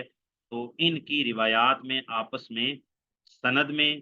متن میں, اس بات و نفی میں اختلاف آتا ہے, معنی میں اختلاف آتا ہے. اور تخلیط یا اختلاط فاحش کا مطلب یہ ہے کہ جب اس کی مرویات, اپنی مرویات کو دیکھا جاتا ہے تو یہ کبھی کچھ بیان کرتا ہے کبھی کچھ بیان کرتا ہے. بصرہ میں گیا تو یہ لفظ بیان کیے, شام میں گئے تو اس کے الٹا لفظ بیان کیے, مکہ آئے تو اس کے الٹا لفظ بیان کیے. ٹھیک ہے, جب وہ 40 سال کے تھے تو یہ لفظ بیان کیے, 50 سال کے بعد یہ لفظ بیان کر. ٹھیک ہے, تو جن راویوں نے ان سے پہلے دور میں سنا ہوا ہے وہ کچھ اور بیان کرتے ہیں, جنہوں نے آخری دور میں ان سے سنا ہے وہ کچھ اور بیان کرتے ہیں. تو راوی کی اپنی روایات میں, اپنی مرویات میں ہی غلط ملط ہو گیا معاملہ, تو اس کو کہتے ہیں اختلاط. اختلاط راوی کا اپنی روایات میں. ٹھیک ہے جی. ہاں, ایسے اختلاف اگر شدید نہ ہو, تھوڑا بہت اختلاف ہو جائے, ایک راوی کا دوسرے ثقات روات کے ساتھ 1 آدھ 2 4 روایات میں اختلاف ہو جائے تو یہ انسان اس سے مبرہ ہو ہی نہیں سکتا, یہ ممکن ہی نہیں ہے. انسان معصوم عن الخطا نہیں ہے, اس سے نسیان بھی ہو سکتا ہے, خطا بھی ہو سکتی ہے, تو اس میں کوئی مسئلہ نہیں ہے. اگر ایک راوی سے کہیں خطا ہوگی تو دوسری راوی اس کی درستگی کر دے گا, دین پھر بھی محفوظ رہے گا. لیکن اختلاف اتنا ہو کہ ایک راوی جو ہے اس کی کل مرویات حسن بصری سے, ایک راوی ہے حسن بصری رحمہ اللہ کا شاگرد ہے, اور وہ راوی کل مرویات سیدنا حسن سے, حسن بصری سے اس کی کل مرویات 100 ہیں, ان میں سے 80 روایتوں کے ساتھ محدث دوسرے محدثین کے ساتھ وہ اختلاف کرتے ہیں. تو اب یہ بندہ ناقابل بھروسہ ہو.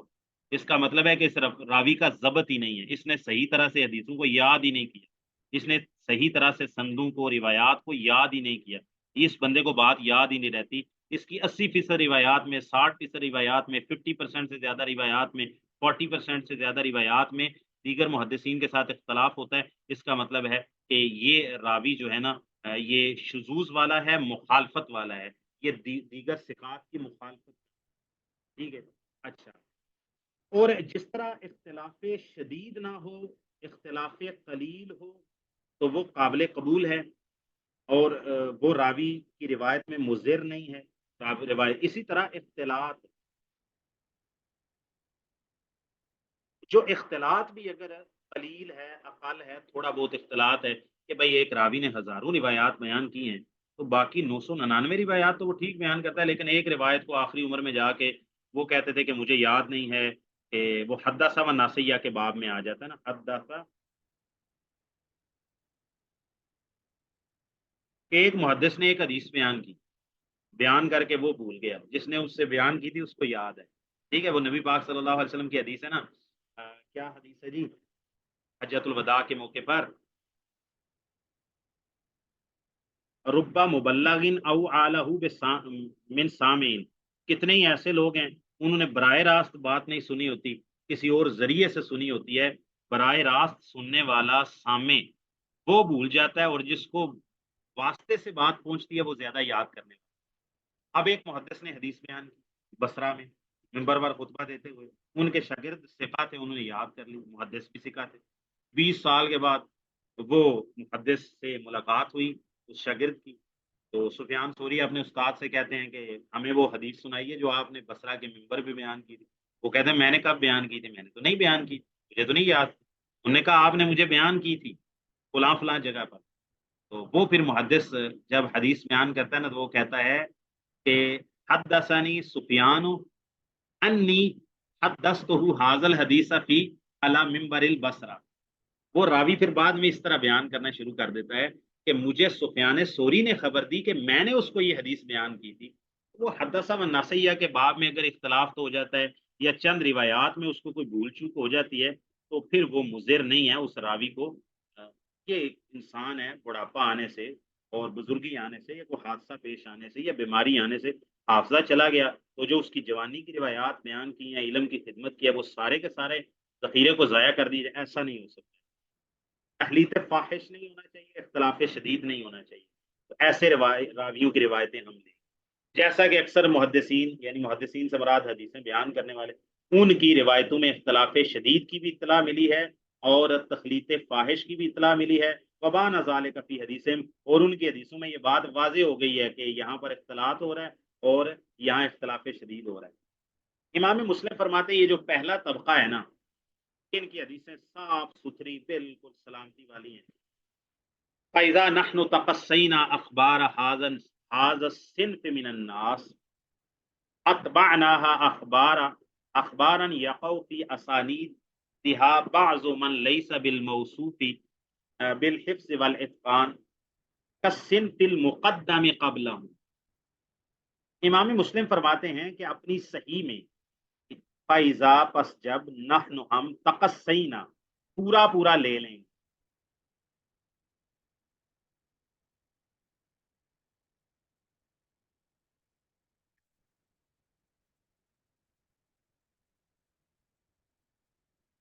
تقصینا کا معنی امام نووی نے بیان کیا ہے، اتینا بہا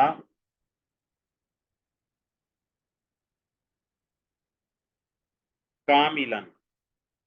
اس طرح کے کوئی لفظ ہیں امام نووی کے، شاید نیچے لکھا بھی ہوگا وہاں پر میں بتا دوں۔ اچھا، جب ہم پہلی قسم کے راویوں کی مثال کے طور پر وضو کرنے کے بارے میں نبی پاک صلی اللہ علیہ وسلم سے وضو کرنے کے بارے میں روایت آتی ہے، اچھا وضو کرنے کے بارے میں روایت آتی ہے اور موضوع پر مسح کرنے کے، اب اس میں بڑی روایتیں ہوں گی، سینکڑوں روایات ہوں گی، خاص طور پہ مشہور سیدنا مغیرہ ابن شعبہ کی حدیث ہے۔ اب امام مسلم وہ سینکڑوں ہزاروں راویوں کی روایت میں سے جو پہلی قسم کے ساتھ تعلق رکھتے ہوں گے نا، جس میں کوئی گرد و غبار نہیں، اختلاف شدید نہیں، تخلیط فاحش نہیں، اور وہ اہل استقامت اور پہلے درجے اپنے ثقہ اور عدالت میں پہلے درجے پر ہیں، تو امام مسلم رحمہ اللہ A+ والوں کی جب روایت ایک یا دو وہ المس علی الخفین میں نقل کر دیں گے نا، وہ پوری کر لیں گے، جو اس معنی میں ملی وہ پوری نقل کرنے کے بعد سہجاد صاحب جی نہیں کیڑے صاحب ہن کے ڈاکٹر دا نام دسے گے نا ڈکی مائک کسی کا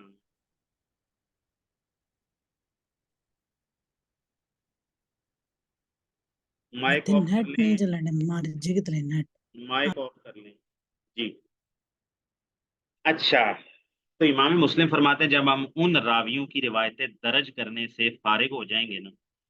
تو پھر ہم دوسری قسم کے راویوں کی روایتیں صحیح مسلم میں لے گئے۔ فَإِذَا نَحْنُ تَقَصَّيْنَا، جب ہم نے پورا لے لیا، وصول کر لیا، درج کر دیا، اخبار هذا الصنف من الناس، یہ پہلی قسم کے لوگوں کی روایات ہو، تو پھر ہم کیا کریں گے؟ اتبعناها، باب افعال سے پڑھنا ہے، اتبعنا نہیں پڑھنا۔ اتبعنا کا مطلب ہے پیچھے چلنا، اتبعنا کا مطلب ہوتا ہے کسی چیز کے پیچھے لانا کسی کو، تو باب افعال ہے یہ اتبعنا، سوری میں بھی اتبعنا پڑھ رہا ہوں، اتبعناها، ہم پیچھے لائیں گے، بعد میں لائیں گے۔ اخبارن، اتبعنا ہا کی ضمیر لوٹے گی اخبار، ان اخبار کی، ہم ان اخبار کے بعد لائیں گے اخبارن ایسی خبریں یقع فی اسانیدہا بعض من لیس بالموصوف بالحفظ والاتقان،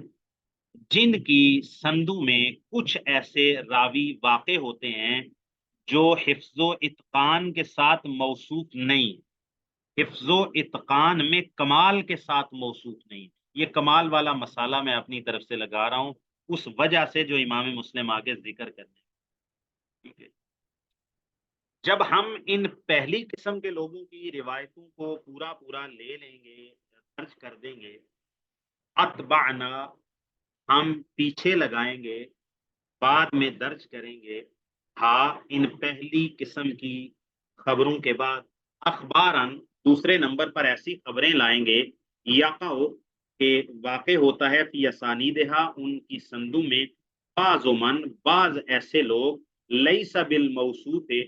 جو موصوف نہیں ہیں، بالحفظ والاتقان، حفظ و اتقان کے ساتھ، اور میں اس کا ترجمہ کرتا ہوں آگے کا جملہ شامل کرتے ہوئے، حفظ و اتقان میں کمال کے ساتھ وہ موصوف نہیں ہے، یہ نہیں کہ وہ بالکل ضعیف ہیں۔ صنف المقدم قبلہ، یہ جو میں نے کمال کا ترجمہ کیا نا وہ اس کی وجہ سے، لیس بالموصوف، ان روایتوں کی اسانید میں ایسے راوی آتے ہیں جو پہلی قسم کے راویوں کی طرح حفظ و اتقان میں موصوف نہیں، یہ نہیں کہ وہ حفظ و اتقان والے ہیں ہی نہیں، وہ حفظ و ضبط والے ہیں، اتقان والے ہیں، لیکن ان کا حفظ و اتقان، ان کا ضبط، ان کا حافظہ، ان کی روایات میں اختلاف کا نہ ہونا، یہ دوسرے راویوں کی نسبت زیادہ قوی ہے۔ ایسے راویوں کی روایتیں، ایسے راوی آئیں گے لیس بالموصوف بالحفظ والاتقان کصنف المقدم قبلہم، پہلی قسم کے راویوں کی طرح وہ حفظ و اتقان میں موصوف نہیں، وہ پہلوں کے برابر نہیں۔ الا، اس اعتبار پر، انہم وان کانوا فیما وصفنا دونہم، امام مسلم فرماتے ہیں کہ بے شک وہ، یہ دوسری قسم والے، انہم ای الصنف الثانی، فإن کانوا، اگرچہ وہ دوسری قسم والے، فیما، اس میں آتے ہیں، وصفنا دونہم، ان کانوا فیما وصفنا دونہم، اگرچہ وہ شمار ہوتے ہیں اس میں جو ہم نے بیان کیا، دونہم، ان پہلی، اب یہاں پر ہوگا الصنف اول، یہ ہم ضمیر الصنف الاول کی طرف، دونہم کا مطلب ہے فوق کے مقابلے میں بولا جاتا ہے، اگرچہ یہ بعد والے لوگ حفظ و ضبط میں ان پہلی صنف والوں سے، پہلی قسم والوں سے نیچے ہیں، پہلی صنف والوں سے کم درجے میں ہیں، مگر فإن اسم الستر والصدق وطاعت العلم يشملهم كعطاء بن الصائب ويزيد بن ابي زياد وليث بن ابي سليم واضرابهم من حمال الاثار ونقال الاخبار، کہتے ہیں اگرچہ یہ پہلی صنف والوں سے کم تر ہیں، نیچے ہیں حفظ و اتقان میں، لیکن بالکل متروک نہیں ہے، مدفوع نہیں ہے۔ فإن اسم الستر، ستر کا معنی پردہ، اور کہتے ہیں ستر بمعنی مستور بھی ہو سکتا ہے۔ فإن اسم الستر والصدق، بے شک پردے اور سچائی کا اسم، وطاعت العلم، اور علم کو حاصل کرنے کا، طاعت العلم کا مطلب ہے اخذ العلم، علم حاصل کرنا، سچا ہونا اور مستور ہونا، یشملہم، ان کو بھی شامل،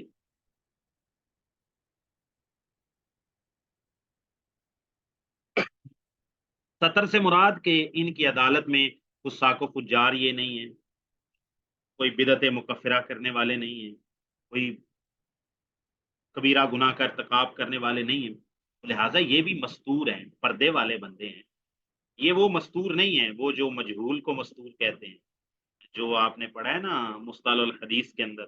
اور اسی طرح حافظ ابن حجر رحمہ اللہ نے جو 5ویں اور 6ٹھے درجے میں بیان کیا ہے، مقبول اور مستور، مجہول الحال، مجہول العین، یہ وہ والا مستور نہیں ہے، یہاں لغوی مستور مراد۔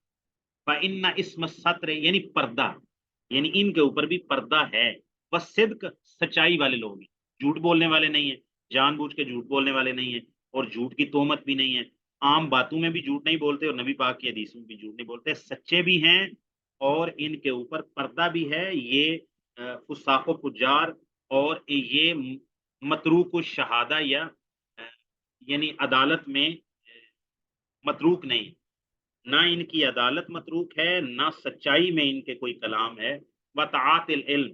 اور اسی طرح علم کو حاصل کرنے والا اسم بھی، نام بھی ان پر صادق آتا ہے، علم کو حاصل کرنے کی شہرت بھی ہے، محدثین کے پاس جاتے ہیں، آتے ہیں، روایات لیتے ہیں، حدیث کے لیے اسفار کیے ہیں۔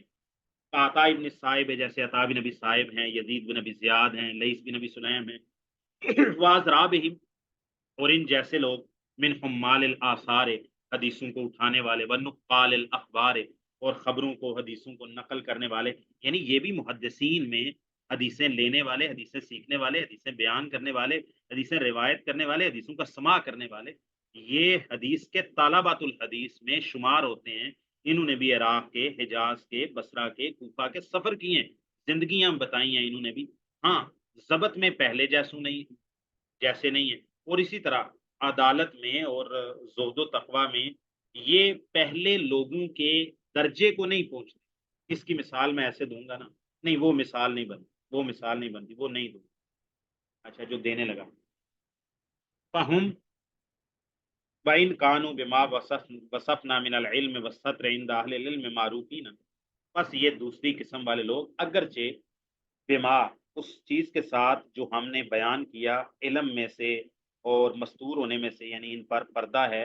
اور یہ پردے والے لوگ ہیں، عدالت والے لوگ ہیں، ان اہل العلم، اہل العلم کے نزدیک، معروفین، اگرچہ یہ اس وصف کے ساتھ معروف ہیں اہل العلم کے نزدیک، فغیرهم من اقرانهم ممن عندهم ما ذکرنا من الاتقان والاستقامت فی الروایت، لیکن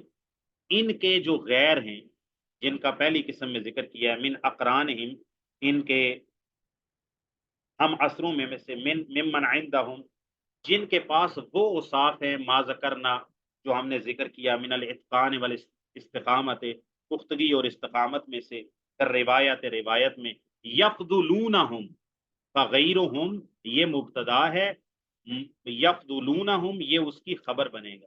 کہتے ہیں اگرچہ یہ سطر والے ہیں، پردہ والے ہیں، صدق والے ہیں اہل العلم کے نزدیک، اور حدیثوں کو لینے، روایت کرنے، یاد کرنے، حدیث کی خدمت کرنے والے لوگ ہیں، محدثین میں یہ شمار ہوتے ہیں، لیکن جو دوسرے لوگ ہیں جن کا ہم نے صنف اول میں ذکر کیا ہے، انہی کے طبقہ میں، انہی کے عہد میں، انہی کے اثر میں جو ان کے اقران اور اثر ہیں، وہ یفضلونہم، وہ ان سے زیادہ فضیلت والے ہیں، فی الحال والمرتبہ، اپنے حالت میں اور مرتبہ میں، لأن ھذا عند اہل العلم درجۃ رفیعۃ وخصلۃ ثنیۃ، کیونکہ بے شک یہ سے مراد الصنف اول، کیونکہ بے شک یہ جو صنف اول ہم نے ذکر کیا، جن کی حدیثوں میں اختلاف شدید نہ ہو، تخلیط فاحش نہ ہو، اہل استقامت ہوں اور اہل اتقان ہوں، وہ جو ہے اہل العلم کے نزدیک سب سے بلند درجہ ہے، یعنی بہت بلند درجہ ہے، وخصلۃ ثنیۃ، اور یہ بڑا بلند خصلت ہے جو پائی جاتی، تو یہ درجے کا فرق ہے، اعلیٰ۔ بس یہیں تک بس کریں کہ آگے بھی یہ پڑھ لیں؟ ہاں جی کافی ہے۔ امام مسلم رحمہ اللہ نے، اچھا یہ بھی یاد رکھ لینا یہاں پر، امام مسلم رحمہ اللہ صحیح مسلم میں صرف ان 2 طرح کے روات کی روایتیں اپنی حدیث کتاب میں لائیں گے، جو تیسرا کا وہ آگے ذکر کریں گے نا، وہ کہتے ہیں کہ لا نتشاغل بروایت، ان کی روایت سے ہم مشغول ہی نہیں ہوں، وہ متہم بالکذب میں، کذاب،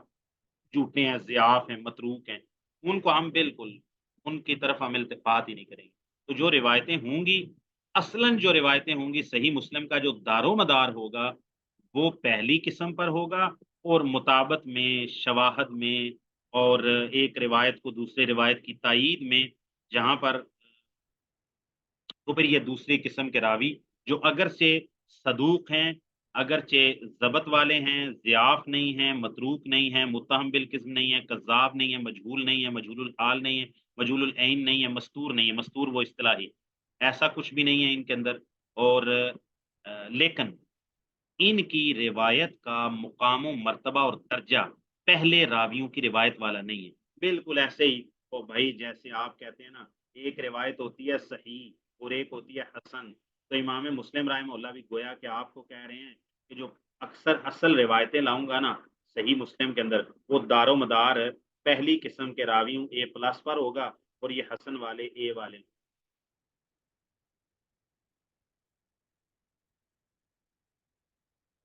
जिनको आप सदूक के लफ्ज से पहचानते हैं, ठीक है, या सदूक के बारे में कह देते हैं लहू ओ हाम, सदूक है लेकिन कुछ वहम हो जाता है। तो इमाम मुस्लिम रहमहुल्लाह फरमाते हैं ये दूसरे एक किस्म के लोग अगरचे मुकाम व मर्तबा में पहले किस्म के लोगों के बराबर नहीं है, लेकिन ये भी अदालत वाला, और उसके बाद सच्चा होने का, और उम्माले इल्म यानी हदीस को रिवायत करने का, सीखने का, हदीस के साथ शगफ रखने का नाम इनके ऊपर सादिक आता है। तो लेकिन जो इनसे पहली किस्म के लोग हैं इनके तबका में, वो इनसे ज़्यादा फजीलत वाले हैं, हालत में भी और मर्तबा में भी, और वो बुलंद दर्जा है, वो पहला दर्जा है, और वो एक रोशन खसलत है। सनिया का माना रोशन भी हो सकता है, सनिया का माना रतिया भी हो सकता है। जी, कोई सवाल हो जी, कहीं से बात समझ ना आई हो? चलो,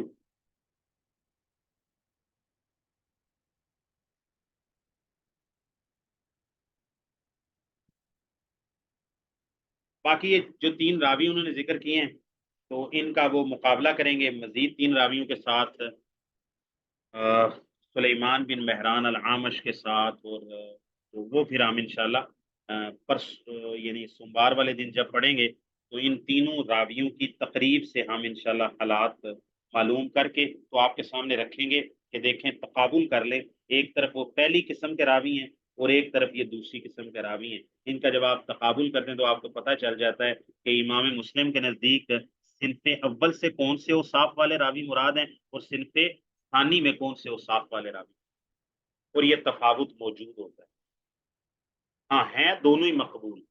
दोनों ही मकबूल हैं, यानी दोनों मकबूल और रिवाया है, ठीक है, दोनों की रिवायत हुज्जत है,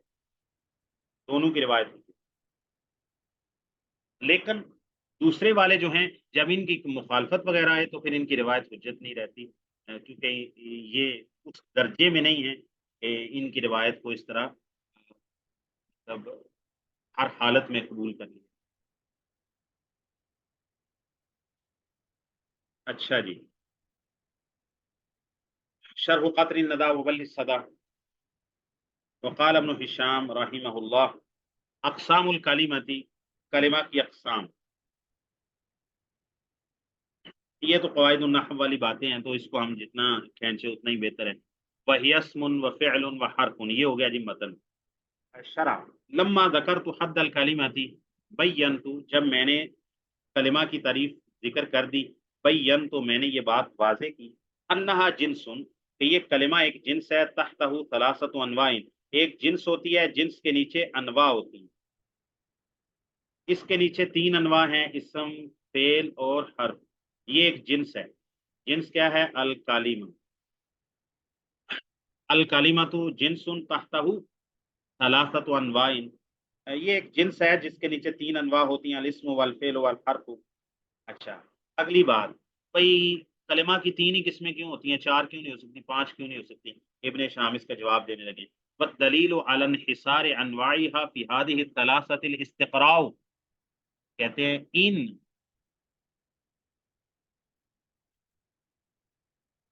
کلمہ کی انواع کا ان 3 قسموں میں منحصر ہونے کی دلیل کیا ہے؟ کہتا ہے دلیل ہے تحقیق، ریسرچ، استقراء، عرب کے کلام کو کھنگالا گیا، ان 3 کے علاوہ کوئی چوتھی قسم ملتی ہی نہیں۔ فَإِنَّ عُلَمَاءَ هَذَا الْفَنِّ، بس بے شک اس لغت کے فن کے علماء نے تتبعوا، تلاش کیا، کلام العرب، عرب کے کلام کو، فلم یجدوا الا 3 انواع، انہوں نے ان 3 یا تو کوئی بھی کلمہ ہوگا وہ اسم کی تعریف اس پر صادق آتے ہوگی، یا پھر فعل کی، اور یا پھر حرف کی۔ ولو کان ثم، ثم اسم ظرف ہے، ثم نہیں پڑھنا۔ ولو کان ثم نوع رابع لعثروا على شيء من، اثروا ای اطلعوا،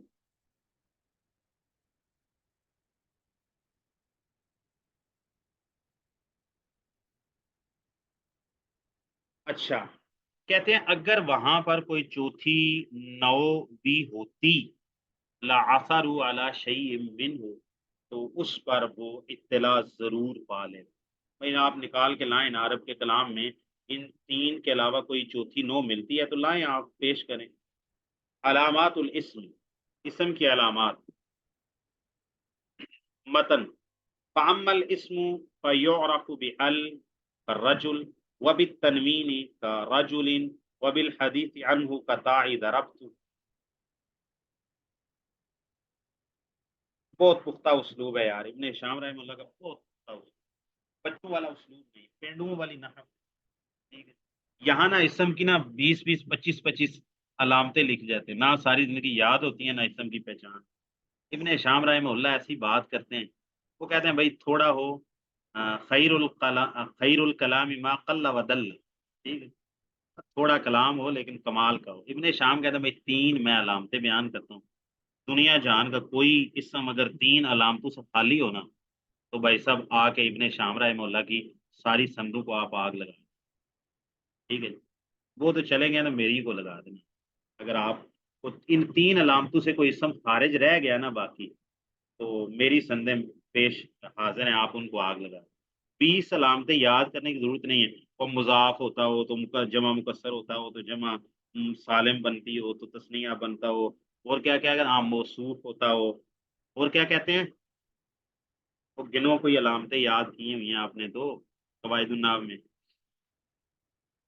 اور کیا کہتے ہیں بہرحال۔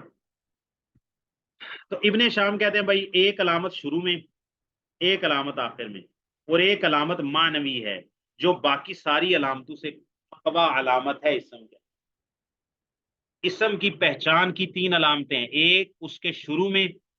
ایک اس کے آخر میں، اور ایک اس کی معنوی علامت۔ لما بینت من حصرت فیہ انواع الکلمۃ الثلاثہ،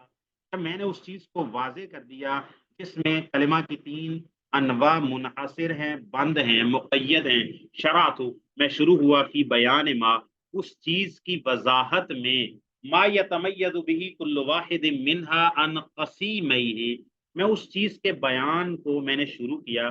جس کے ساتھ ممتاز ہو جاتا ہے کل واحد منہا، ان تینوں میں سے ہر ایک، اعلی ان قسیمی ہے، اپنے دونوں مد مقابل سے۔ کیا ترجمہ کرنا ہے؟ دونوں مد مقابل سے۔ طلبہ اس کا ترجمہ غلط کرتے ہوئے کیا کہتے ہیں؟ اپنے ہم اپنی دونوں قسموں سے، کیا ترجمہ کرتے ہیں؟ اپنی دونوں قسموں سے۔ بھائی یہ قسم نہیں ہے، یہ قسیم ہے، قسیم، قسیم مد مقابل کو کہتے ہیں، اور اسم فعل حرف ایک دوسرے کی قسمیں نہیں ہیں بلکہ یہ ایک دوسرے کے مد مقابل ہیں۔ اسم فعل اور حرف کا مد مقابل ہے، فعل اسم اور حرف کا مد مقابل، حرف فعل اور اسم دونوں کا مد مقابل، ٹھیک؟ ہاں، میں نے اس چیز کے ذکر کو شروع کیا جس کی وجہ سے ان میں سے ہر ایک ممتاز ہو جاتا ہے اپنے دونوں مد مقابلوں سے، یعنی اسم کی بات کریں گے تو وہ فعل اور حرف سے ممتاز ہو جائے گا، جدا ہو جائے گا، فعل کی بات کریں گے تو وہ اسم اور حرف سے، حرف کی بات کریں گے تو اسم اور فعل سے۔ لِتَتِمَّ فَائِدَةُ مَا ذَكَرْتُهُ، تاکہ اس کا فائدہ پورا ہو جائے جو میں نے ذکر کیا ہے۔ فَذَكَرْتُ لِلْإِثْمِ 3 علامات، میں نے اسم کی 3 علامتیں ذکر کی. علامتن فی اول ہی، علاماتن سے یہ بدل بن جائے گا. آپ علامتن بھی پڑھ لیں تو کوئی مسئلہ نہیں. علامتن فی اول ہی، ایک علامت اس کے شروع میں، وہی الالف واللام کالفرس والغلام. وعلامتن فی آخر ہی، اور ایک علامت اس کے آخر میں، وہی التنوین. اور تنوین کس کو کہتے ہیں؟ وہو نون زائدۃ ساکنۃ تلحق الآخر لفظا لا خطا لغیر توکید. بھائی تنوین کی تعریف بھی یاد کر لیں. نون زائد ہوتا ہے، ساکن ہوتا ہے، کلمے کے آخر کو لاحق ہوتا ہے بولتے ہوئے نہ کہ لکھتے ہوئے، اور یہ توکید کا نون نہیں ہوتا. نون زائد ساکن کلمے کے آخر میں تلفظ کرتے ہوئے آتا ہے، لکھتے ہوئے نہیں آتا، تاکید کے علاوہ ہوتا ہے، جو تاکید کے لیے نہیں ہوتا. ایسا نون ہے جو زائد ہوتا ہے نمبر 1، ساکن ہوتا ہے نمبر 2، کلمے کے آخر میں تلفظ کرتے. لفظاً کا مطلب کیا ہے؟ تلفظ کرنا، بولتے ہوئے. تلفظ میں آتا ہے لا خطاً، یہ تیسری بات ہوگی. چوتھی بات، یہ لکھتے ہوئے نہیں آتا. لغیر توکید، پانچویں بات یہ ہے کہ یہ توکید کا نون نہیں ہوتا. یہ توکید کا نون کیوں کہا؟ آپ کہتے ہیں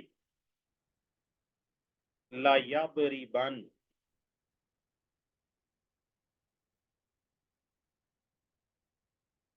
اب اس میں پہلے والی ساری چیزیں پوری ہو رہی ہیں. یہ نون زائد بھی ہے، یہ نون ساکن بھی ہے، یہ کلمے کے آخر کو مل رہا ہے لفظاً، ٹھیک ہے. ہاں یہ خط میں بھی مل رہا ہے، یہ لکھنے میں بھی آ رہا ہے. اچھا جی، اور یہ توکید کے لیے ہے. اگر توکید کے لیے نہ ہو تو پھر اس کو بھی نون تن کہہ دیں گے. اچھا، اگر آپ کہیں گے بھائی دیکھیں اس میں تو یہ لکھنے میں آ رہا ہے نا، تو یہ چوتھی شرط بھی پوری نہیں ہوگی. تو ہم آپ کے سامنے وہ پیش کر دیں گے قرآن مجید کی، لَنَصْفَعًا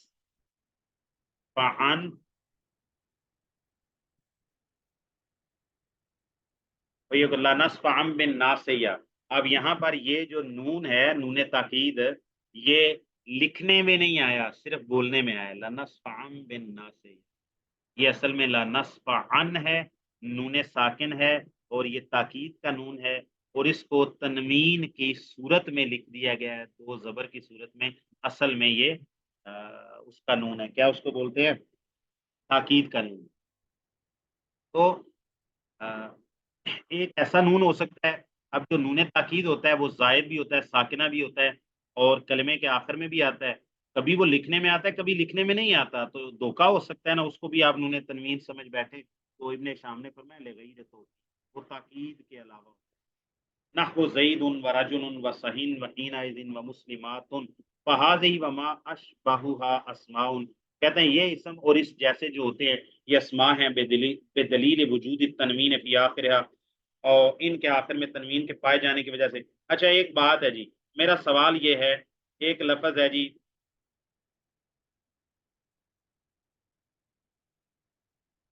یہ غلام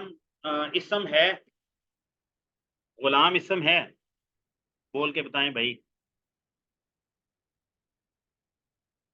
یہ غلام اسم ہے، فعل ہے، حرف ہے، بتائیں. جی جی اسم ہے، اسم ہے. علامت کون سی پائی جا رہی ہے؟ مضاف ہے. مضاف کو چھوڑیں، گولا ہمارے مضاف کو جو ادھر پڑا ہے اس کا بتائیں.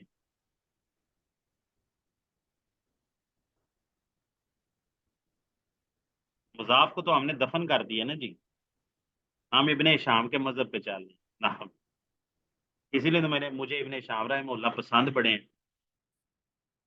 ہاں جی بتائیں جی، جو 2 علامتیں یا پڑھی ہیں ابھی تک، اس میں سے غلام پر کون سی علامت صادق آ رہی ہے؟ محترم تنوین ہے میرے یہاں. جی تنوین تنوین تو نہیں ہے ابھی، ال بھی نہیں ہے. پھر بغیر بغیر ترکیب کے تو یہ مبنی ہوگا. بغیر ترکیب کیا؟ غلام و زید میں بول رہا ہوں اس کو. ہاں مضاف ہے. مضاف کو چھوڑیں، جو علامتیں ادھر پڑی ہیں، ابن شام کہتے ہیں کہ یہ 3 علامتیں ہیں اسم کی. تو ابھی تیسری کا تو ہم نے ذکر ہی نہیں کیا. 2 پڑھی ہیں تو 2 میں سے کوئی ایک بھی اس پر صادق آتی ہے؟ وہ آتی ہے نا، ال بھی آتا ہے، اس پر تنوین بھی آتی ہے. اصل میں نے یہ سوال اس لیے کیا ہے کہ ہمارے طالب علم یہ سمجھ لیتے ہیں کہ بھائی جو علامت بتائی گئی ہے نا وہ ہر وقت ہر کلمے کے اندر ہر وقت موجود ہونی چاہیے، اور نہیں، اس کلمے میں یہ صلاحیت ہونی چاہیے کہ وہ کلمہ اس علامت کو قبول کر سکتا ہو. تو غلام کا لفظ تنوین کو بھی اپنے آخر میں قبول کرتا ہے. ہم کہیں گے یقبل التنوین. اچھا، وَتَلْحَقُ وَتَدْخُلُ عَلَيْهِ الالف واللام. یہ مطلب ہوتا ہے بھائی علامت ذکر کر، علامت کا مطلب یہ ہوتا ہے کہ یہ علامت اسم جو ہوگا وہ اس علامت کو قبول کرے گا. یہ مطلب نہیں ہوتا ہر وقت علامت موجود ہو، ورنہ پھر آپ کو وہی 20 علامتیں یاد کرنی پڑی، کبھی وہ مضاف ہو، کبھی جمع ہو، کبھی جمع مکسر ہو، کبھی وہ اسم منصوب ہو، کبھی وہ تصغیر لائی جائے. یہ وہ ساری آپ کو پوری گردان یاد کرنی پڑے گی. اچھا چلو میں آپ کو آگے وہ علامت آنی بھی ہے، میں نے جب آپ کو پڑھایا تھا قواعد النحو میں الحمدللہ اس وقت بھی سمجھایا تھا. جب آپ یہ کہتے ہیں کہ بھئی فعل کی علامت یہ ہے کہ اس پر وہ تائے تانیث ساکنہ کو قبول کرے، تائے تانیث ساکنہ اس پر آتی ہو. تو میں نے کہا بھئی آپ نا گردان پڑھیں ساری، زارابا کی گردان پڑھیں، آپ پڑھتے جائیں 14 سیغے لکھ دیں. یہ زارابا کے ساتھ تائے تانیث ساکنہ کہاں پر آتا ہے؟ بول کے بتائیں، بولیں. وہ واحد 14 سیغے مونس میں آتا ہے غائب نا، پر، زارابا زرابات. واحد مونس غائب پر. زارا کے آنے سے پورے کا پورا فعل ماضی فعل ثابت ہو گیا. کیوں؟ کیونکہ یہ شرط نہیں ہے کہ ہر سیغے میں تائے تانیث کا آنا ضروری ہے، بلکہ جب زارا با زواد را با کے مادہ نے تائے تانیث کو قبول کر لیا تو باقی سارے کے سارے جو اس کے اخوات ہیں زارا با سے لے کر زاربنا تک سارے کے سارے فعل ثابت ہو گئے. جی جی ہاں، یہ نہیں کہ ہر سیغے میں یہ علامت پائی جائے گی، ایسا تو ممکن ہی نہیں ہے. جب زواد را با نے تائے تانیث کو ایک دفعہ قبول کر لیا تو باقی پھر سارے اس کے اخوات، یہ تو نہیں کہ زارا بد تو فعل ہو کے تائے تانیث کو قبول کرتا ہے اور باقی 13 سیغوں کے لیے ہمیں کسی اور علامت کو، حالانکہ وہ اور علامتیں بھی ہیں، وہ تائے جس کو کہتے ہیں تائے فاعل کو قبول کرنا یا ضمیر فاعل کو قبول کرنا، ضمیر مرفوع متصلہ، وہ اور بھی علامتیں ہیں. لیکن میں کہتا ہوں صرف تائے تانیث ساکنہ سے پورا فعل ماضی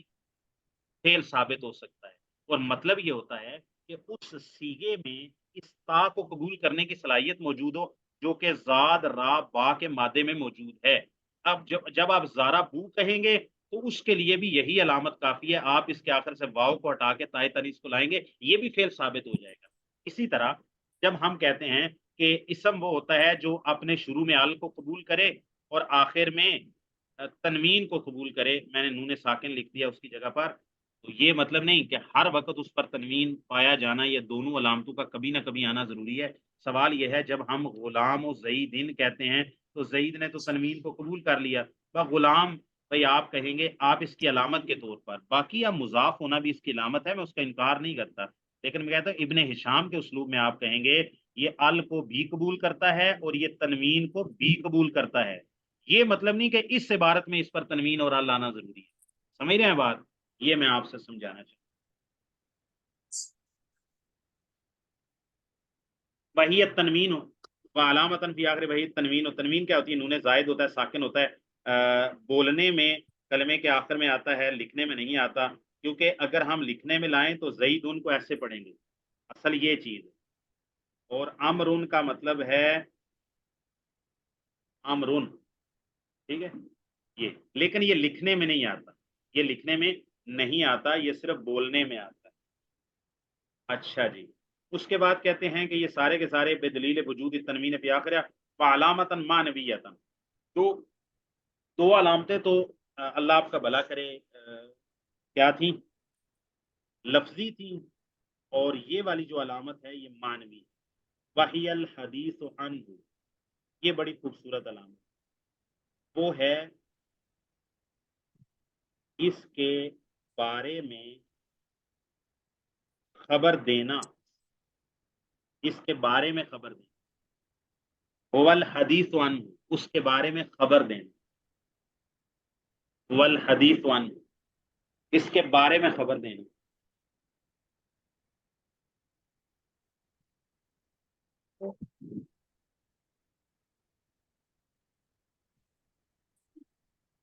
اچھا، اس کا سادہ ترجمہ پتہ کیا ہے؟ اس کا مسند الیہ ہوں، یہ کہہ رہے ہیں، ٹھیک ہے، یہ اچھا، اور یہ ایک مانوی علامت ہے اسم کے پہچاننے کی۔ اسم وہ ہوتا ہے جس کے بارے میں خبر دینا درست، اور وہ کیا نام ہے، ابو حیان الاندلسی ہدایت النحو والے کہتے ہیں وَيَصِحُ الْإِخْبَارُ عَنْهُ، اس کے بارے میں خبر دینا درست ہو، وَبِهِ، اور اس کے ساتھ خبر دینا بھی درست۔ اور فعل کی علامات میں وہ لکھتے ہیں وَيَصِحُ الْإِخْبَارُ بِهِ لَا عَنْهُ، بہرحال وہ ہدایت النحو کا اسلوب ہے، اس کو ہم بیان کرتے ہیں کھول کے طرح۔ وَهِيَ الْحَدِيثُ عَنْهُ، اور وہ اس کے بارے میں خبر دینا ہے، قام زید، جیسے قام زید ہے، فزید۔ اب دیکھیں قام فعل ہے اور زید فاعل ہے، طوفانی بارش آئی ہے، اللہ تعالیٰ رحمت والی بنائے۔ اچھا جی، لائٹ چلی گئی ہے۔ قام زید، قام فعل ہے، زید فاعل ہے۔ اچھا، اس میں ہم خبر دے رہے ہیں نخبر عن زید انہ قائم، ٹھیک ہے، یا عن قیام زید، ہم زید کے کھڑا ہونے کے بارے میں خبر دے رہے ہیں، سمجھ گئے جی؟ زید اسم لأنک قد حدثت عنہ بالقیام، کہتے ہیں اس مثال میں زید اسم ہے، دلیل کیا ہے؟ لأنک قد حدثت عنہ بالقیام، کیونکہ تو نے اس کے بارے میں قیام کی خبر دی ہے۔ وَهَذِهِ الْعَلَامَةُ، یہ ابن شام ہے جی، وَهَذِهِ الْعَلَامَةُ أَنْفَعُ الْعَلَامَاتِ الْمَذْكُورَةِ لِلْإِسْمِ، کہتے ہیں یہ والی علامت ہے نا جو مانوی ذکر کی ہے، کہتے ہیں یہ اسم کی سب سے نفع مند علامت ہے۔ اسم کی جو دو علامتیں ذکر کی ہیں نا، بلکہ دو نہیں، ابن شام کا مراد یہاں پر یہ ہے اسم کی جتنی علامتیں ذکر کی جاتی ہیں ان سب لائٹ آ گئی ہے۔ هذه العلامة أنفع العلامات المذكورة، جی یہ جو علامت ہے مانوی علامت، یہ اسم کی ذکر کی جانے والی ساری علامتوں میں سے نا نفع والی علامت، سب سے عمدہ علامت۔ کیوں؟ کہتے ہیں وَبِحَسْتُدِلَّ، کہتے ہیں اسی کے وجہ سے استدلال کیا گیا الاسمیت الطاء فی ضربتو کے اندر جو تا ہے نا، اس کے اسم ہونے پر استدلال اسی علامت کی وجہ سے کیا گیا ہے، کیونکہ جب آپ کہتے ہیں نا ضربتو تو متکلم کے مارنے کے بارے میں آپ خبر دیتے ہیں۔ الا ترا، ابن شام فرماتے ہیں الا ترا، کیا تو نہیں دیکھتا انہا لا تقبل ال، یہ تا جو ہے، جو ضربتو، ضربتا، ضربتی، یہ جو تا ہے نہ تو یہ ال کو قبول کرتا ہے، ولا یلحقها التنوین، اور نہ ہی اس کو تنوین لاحق ہوتا ہے، ولا غیرها من العلامت التي تذکر للاسم، اور نہ ہی کوئی دوسری علامت اس پر صادق آتی ہے جو آپ 19 20 25 ہزار کروڑ ذکر کرتے ہیں اسم کے لیے قواعد النحو میں، ان میں سے کوئی علامت آپ کی ضمیر پر صادق نہیں آتی۔ ہاں، وہ سوائے اس کے، سوال الحدیث عنہا فقط، سوائے اس کے بارے میں خبر دینے کے، صرف اور صرف۔ تو یہ ابن شام کہتے ہیں اسم کی جتنی علامتیں آپ ذکر کرتے ہیں نا، یہ والی جو اسناد والی علامت ہے کہ اسم وہ ہوتا ہے جو مسند الیہ ہو، یا اسم وہ ہوتا ہے جس کے بارے میں حدیث عن ہو، جس کے بارے میں خبر دینا درست ہو، تو وہ اسم ہوتا ہے۔ کہتے ہیں یہ سب سے نفع مند علامت ہے، سب سے عمدہ علامت ہے، اور یہ ایسی علامت ہے کہ جو ضمائر آپ کی ہوتی ہیں، ضمائر مرفوع، متصلہ وغیرہ دوسری، کہتے ہیں آپ ان پر علامتیں گنے جی، مضاف ہونا، فلاں ہونا، فلاں ہونا، ال آنا، تنوین آنا جی، جمع ہونا، واحد ہونا، فلاں، آپ ساری علامتیں گن جائیں، کوئی علامت بھی صادق نہیں آئے گی، جتنی بھی علامتیں آپ اسم کے لیے ذکر کرتے ہیں، سوائے اس کے الحدیث عنہ ہو، کہ اسم وہ ہوتا ہے جس کے بارے میں خبر دینا درست ہو، یعنی اسم مسند الیہ ہوتا ہے. پھر جب آپ یہ معنوی علامت ذکر کرتے تو پھر اس میں ہوا بھی آ جاتا ہے، اس میں آنا بھی آ جاتا ہے، اس میں ضربت کی تا بھی آ جاتی ہے، ضربتا. ہم کہیں گے یہ تا اسم ہے جی، ضربت ضربتا ضربتی یہ اسم ہے. دلیل کیا ہے؟ آپ کہیں گے هو الحدیث عنہ، یا آپ کہیں گے کونہ مسندن الیہ، یہ مسند الیہ ہوتا ہے. اچھا کلام میں مسند الیہ 3 ہوتے ہیں جی، میں نے اتنا غور و فکر کیا نا، چوتھا کوئی مسند الیہ مجھے ملا نہیں ہے. یہ بات بھی یاد رکھ لیں، یہ کتابوں میں لکھی پڑھی نہیں جاتی، یہ خود سے تلاش کرنی. بعض کتابوں میں لکھی بھی ہوتی ہیں لیکن میں نے کم از کم عام طور پہ نہیں پڑھی. مسند الیہ پورے کلام میں صرف 3 ہوتے ہیں. ایک ہوتا ہے فاعل، دوسرا ہوتا ہے نائب فاعل، اور تیسرا کون ہوتا ہے جی؟ بتائیں جی. بتایا تھا میں نے، یہ کوئی ایک دفعہ نہیں بات بتائی، یہ کوئی 12ویں دفعہ بات بتا رہا ہوں. ہاں جی، ایک فاعل مسند الیہ ہوتا ہے اور ایک نائب فاعل مسند الیہ ہوتا ہے. تیسرا کون ہوتا ہے جی؟ من هو الثالث الذي نسميه مسندا الیہ فی کلام العرب؟ قال منکم رجل رشید او امرأة رشیدہ. مفعول بہی. لا لا لا لا، مفعول بہی کلام میں عمدہ ہی نہیں ہوتا، بلکہ اس کو نہ مسند کہتے ہیں نہ مسند الیہ کہتے ہیں. وہ فضلہ ہوتا ہے، عمدہ نہیں ہوتا. ہاں جی. اور ہے بھائی مبتدا، مبتدا بس کلام عرب میں مسند الیہ صرف 3 ہوتے ہیں، فاعل نائب فاعل مسند الیہ مبتدا. ٹھیک ہے، فاعل نائب فاعل مبتدا. اچھا انا کا اسم،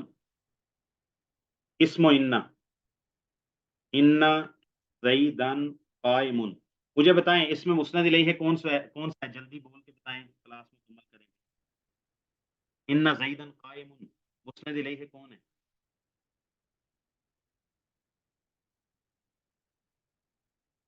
اتنی مشکل تو بات نہیں ہے، اللہ کہ آپ کے پاس مائک نہ ہو. جی انا زیدن قائم میں مسند الیہ کون ہے؟ قائم. اچھا ٹھیک ہو گیا. تو یہ فاعل نائب فاعل مبتدا میں سے کون سا ہے؟ کیونکہ 3 کے علاوہ مسند الیہ کسی کو ہم نے ماننا ہی نہیں. قائم، اب اس کو ان 3 میں سے کسی ایک کے اندر ثابت بھی کریں نا. ہاں جی، کسی اور کو بات سمجھ آ رہی ہے تو وہ بتا دے. اس میں ہوا کی جگہ جو لوٹ رہی ہے اپنا اس کو ضمیریں لوٹنے سے کچھ نہیں ہوتا. ضمیر فاعل ہے. جی فاعل فاعل ہے. کون فاعل ہے؟ قائم. قائم فاعل ہے. قائم تو صیغہ صفت ہے جی، اس کا تو اپنا فاعل ہے، اس میں ہوگا ضمیر، وہ بھی اگر ضرورت پڑے تو. اشارہ دیتے ہیں اس میں مبتدا جو ہے نا وہ بنے گا. اب ہاں مبتدا ڈھونڈے بھائی. ہاں شاباش، ماشاء اللہ. شاہ اقبال صاحب کا اثر نظر آتا ہے جی. اللہ اکبر جی. اور بھائی ہم نے کہا فاعل نائب فاعل مبتدا، اور ہم نے یہ آپ نے قواعد النحو ابتدائی میں پڑھا، قواعد النحو اول میں پڑھا کہ یہ جو انا کا اسم ہوتا ہے، افعال ناقصہ کی خبر ہوتی ہے، لا نفی جنس کا اسم ہوتا ہے، ما ولا مشابہ لیسا کا اسم ہوتا ہے، یہ اصل میں مبتدا ہوتے ہیں. ان پر یہ نواسخ المبتدا والخبر داخل ہونے سے ان کا مبتدا اور خبر کا حکم ختم ہو جاتا ہے. آپ نے کہا حروف مشبہ بالفعل مبتدا اور خبر پہ داخل ہوتے ہیں، افعال ناقصہ مبتدا اور خبر پہ داخل ہوتے ہیں، لا نفی جنس مبتدا اور خبر پہ داخل ہوتا ہے، ما ولا مشابہ لیسا مبتدا خبر پہ داخل ہوتے ہیں.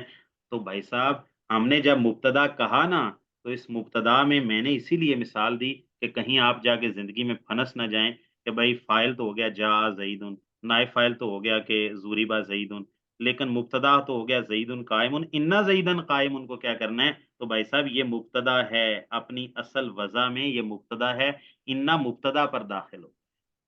اسی طرح میں آپ کے سامنے مثال دوں، کانا زیدن قائمن، تو آپ نے فوراً سے کہنا ہے اس میں مسند الیہ کون ہے بھائی؟ جو انا کا اسم ہے، جو اپنی اصل کہہ لیں کہ استعمال میں مبتدا تھا، پھر جب کانا داخل ہوا تو کانا نے اس کے ابتدا کے حکم کو ختم کر دیا، اپنا اسم بنا کے اس کو رفع دے دیا، اس کو اپنی خبر بنا کے نصب دے دیا۔ تو جتنی بھی باتیں آپ کریں گے انشاءاللہ جو مسند الیہ ہے وہ ان تین چیزوں میں انشاءاللہ کلام عرب میں منحصر نظر آئے گا۔ اچھا، ایک چوتھا بھی ہوتا ہے جی، ایک چوتھی صورت بھی ہے، اس کا تعلق بھی مبتدا و خبر سے ہے۔ اگر آپ میں سے کوئی اس تک پہنچے تو واللہ مجھے بہت خوشی ہوگی، میرے لیے سرخ ہونٹوں سے بہتر ہوگا اگر آپ میں سے کوئی اس چوتھی صورت تک پہنچے تو اس کا تعلق بھی مبتدا و خبر کے ساتھ۔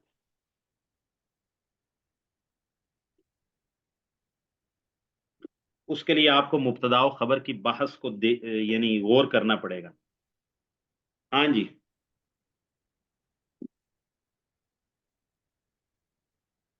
جوابکم احب الی من حمر النعم۔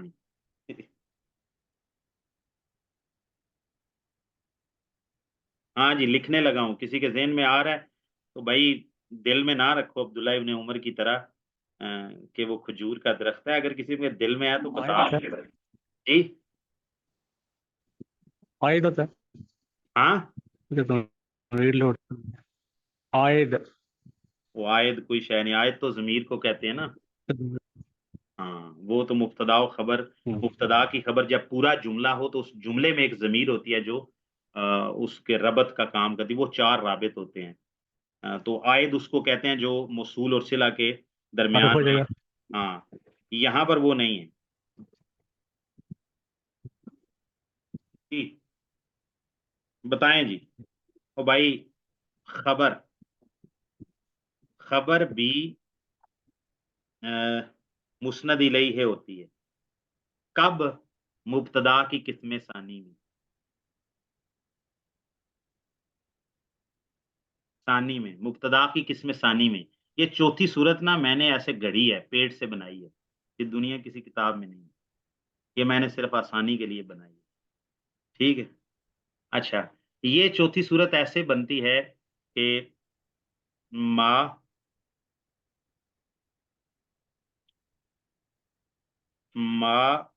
مضروب بنز زئی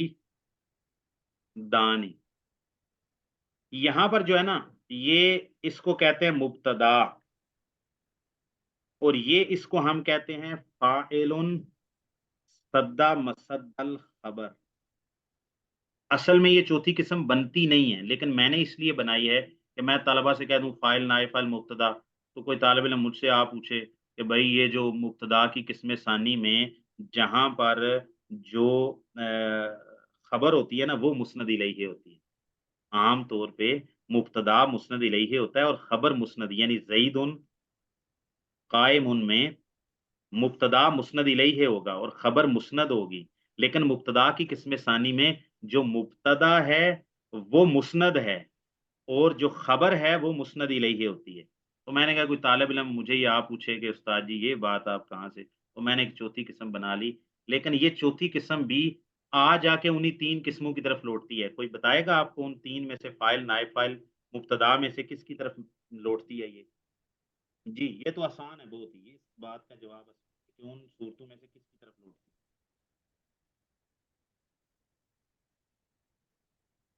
وہ فائل کی طرف لوٹتی ہے نا بھائی، فائل کی طرف۔ ویسے یہ تو نائب فائل ہے کیونکہ ما مضروب جو ہے نا یہ اسم مفعول ہے تو اس کا نائب فائل ہوگا، تو یہ جا کے یہ جو خبر ہے، خبر یہ مسند الیہ ہوتی ہے، اور مبتدا کی قسم ثانی میں مبتدا مسند ہوتا ہے اور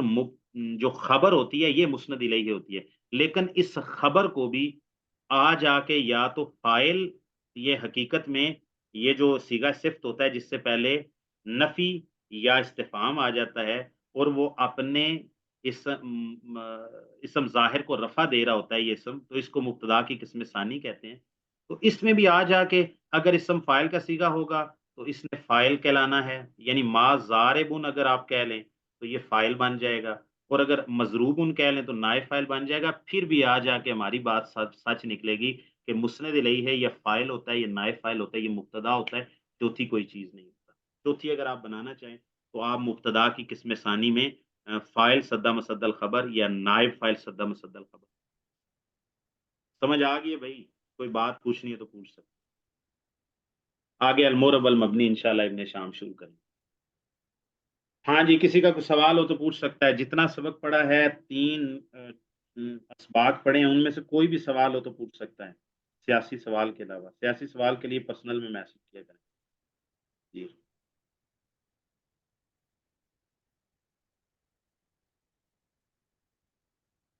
ٹھیک ہے جی،